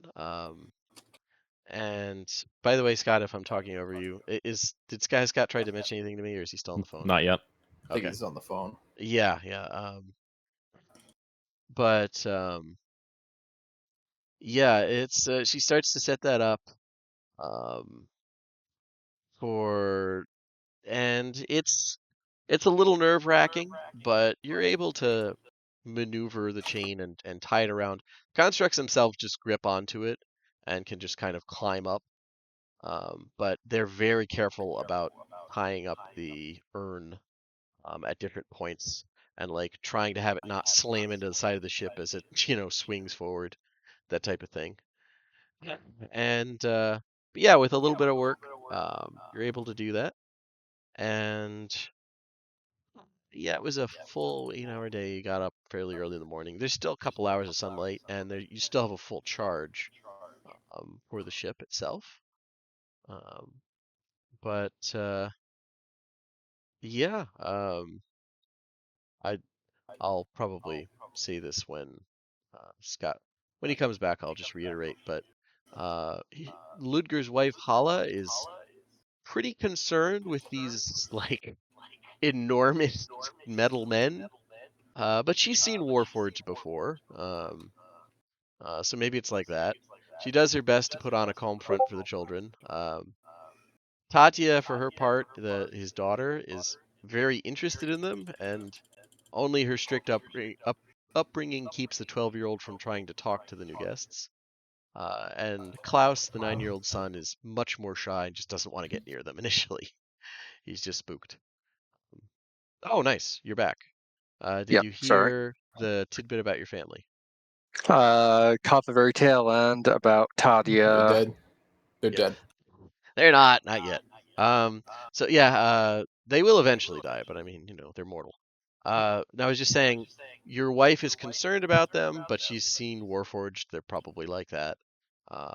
Toddy is interested, but doesn't jump at them, and Klaus is just too shy to get up like these bizarre, enormous, giant metal things.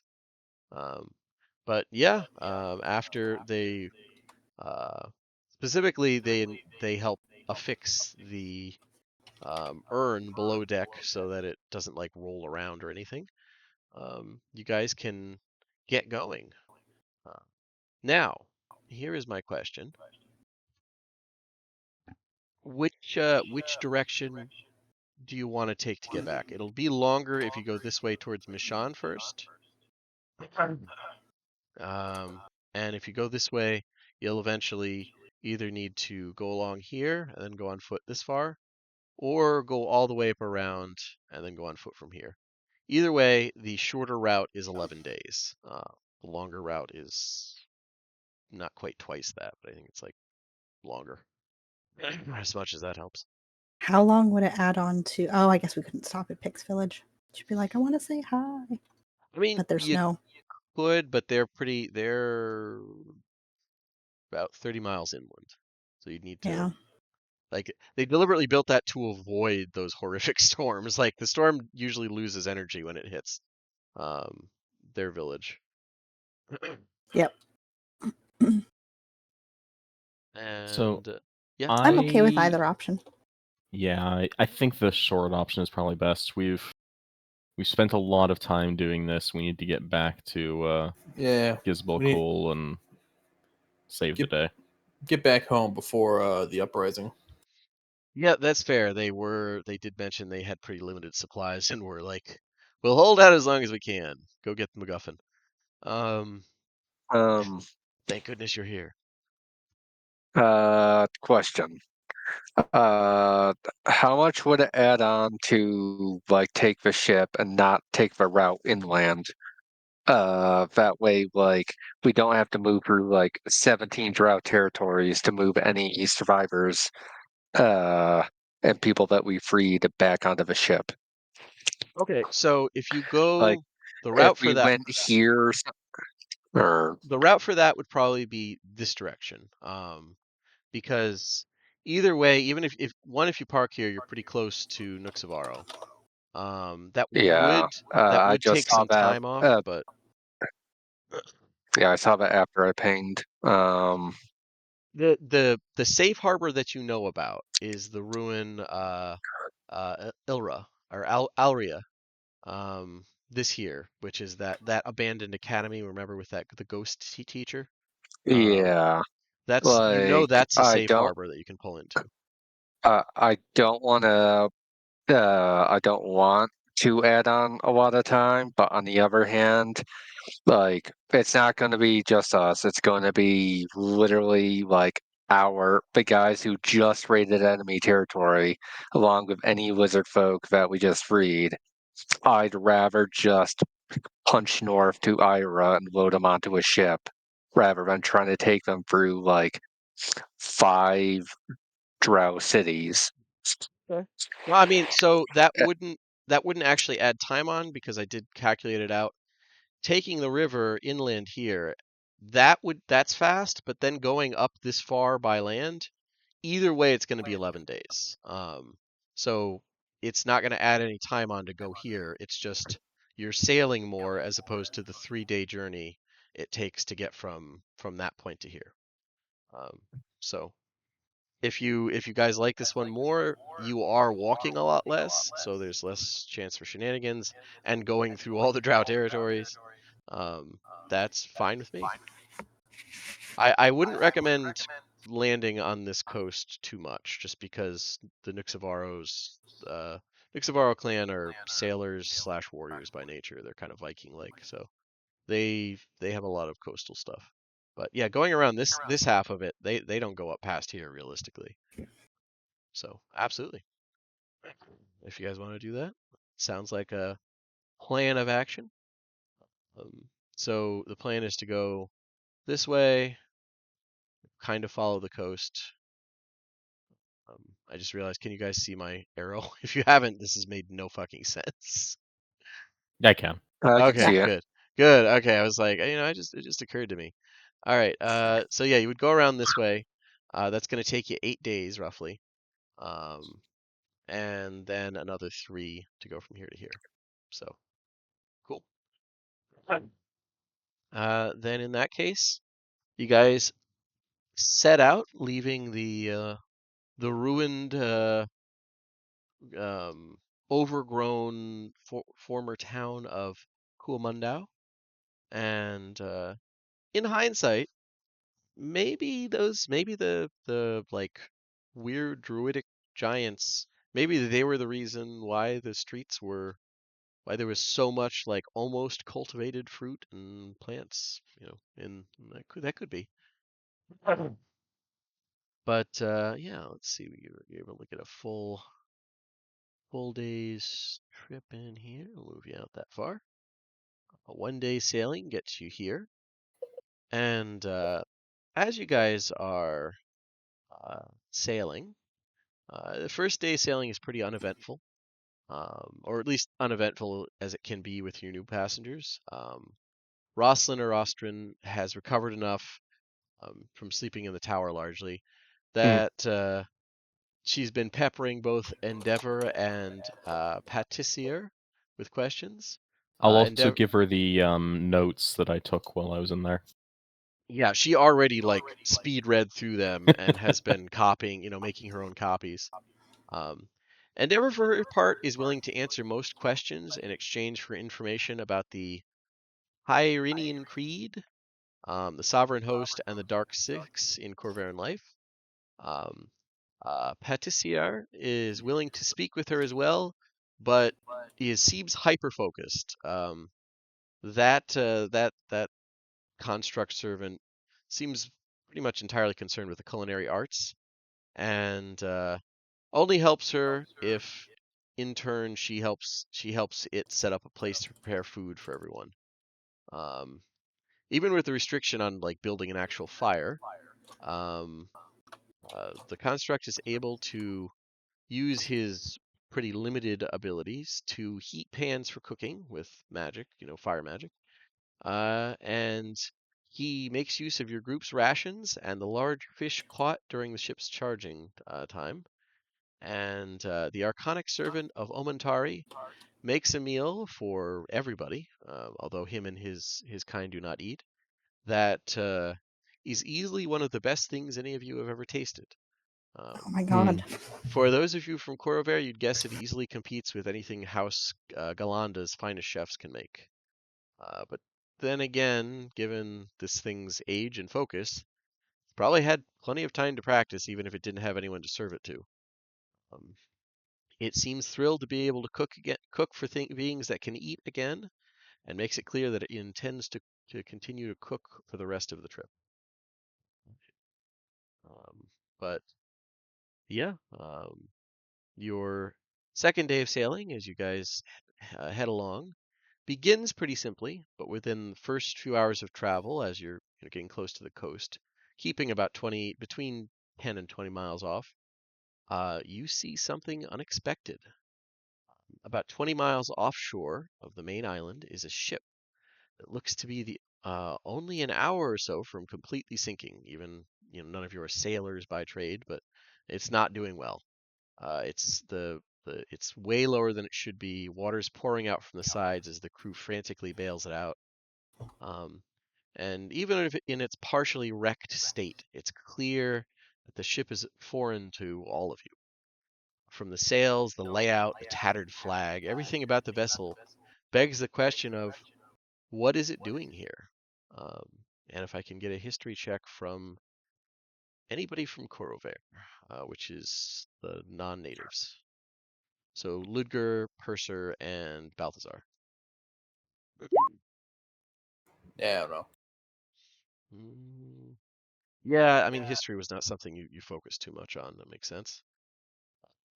Purser. I actually do have proficiency in it. Yeah, I mean, it's okay. Purser and so it's Ludger who recognizes this, largely from the occasional mission. They were weird. They didn't talk much, but you recognize the flag. It is the flag of a strange foreign nation that occasionally sort of helped. It just helped everyone. They're weird. So some kind of religious reason they said they were helping.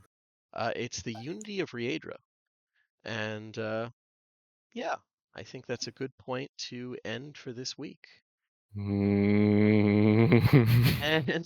yeah, I hope everybody had fun. Stop No, recording. that was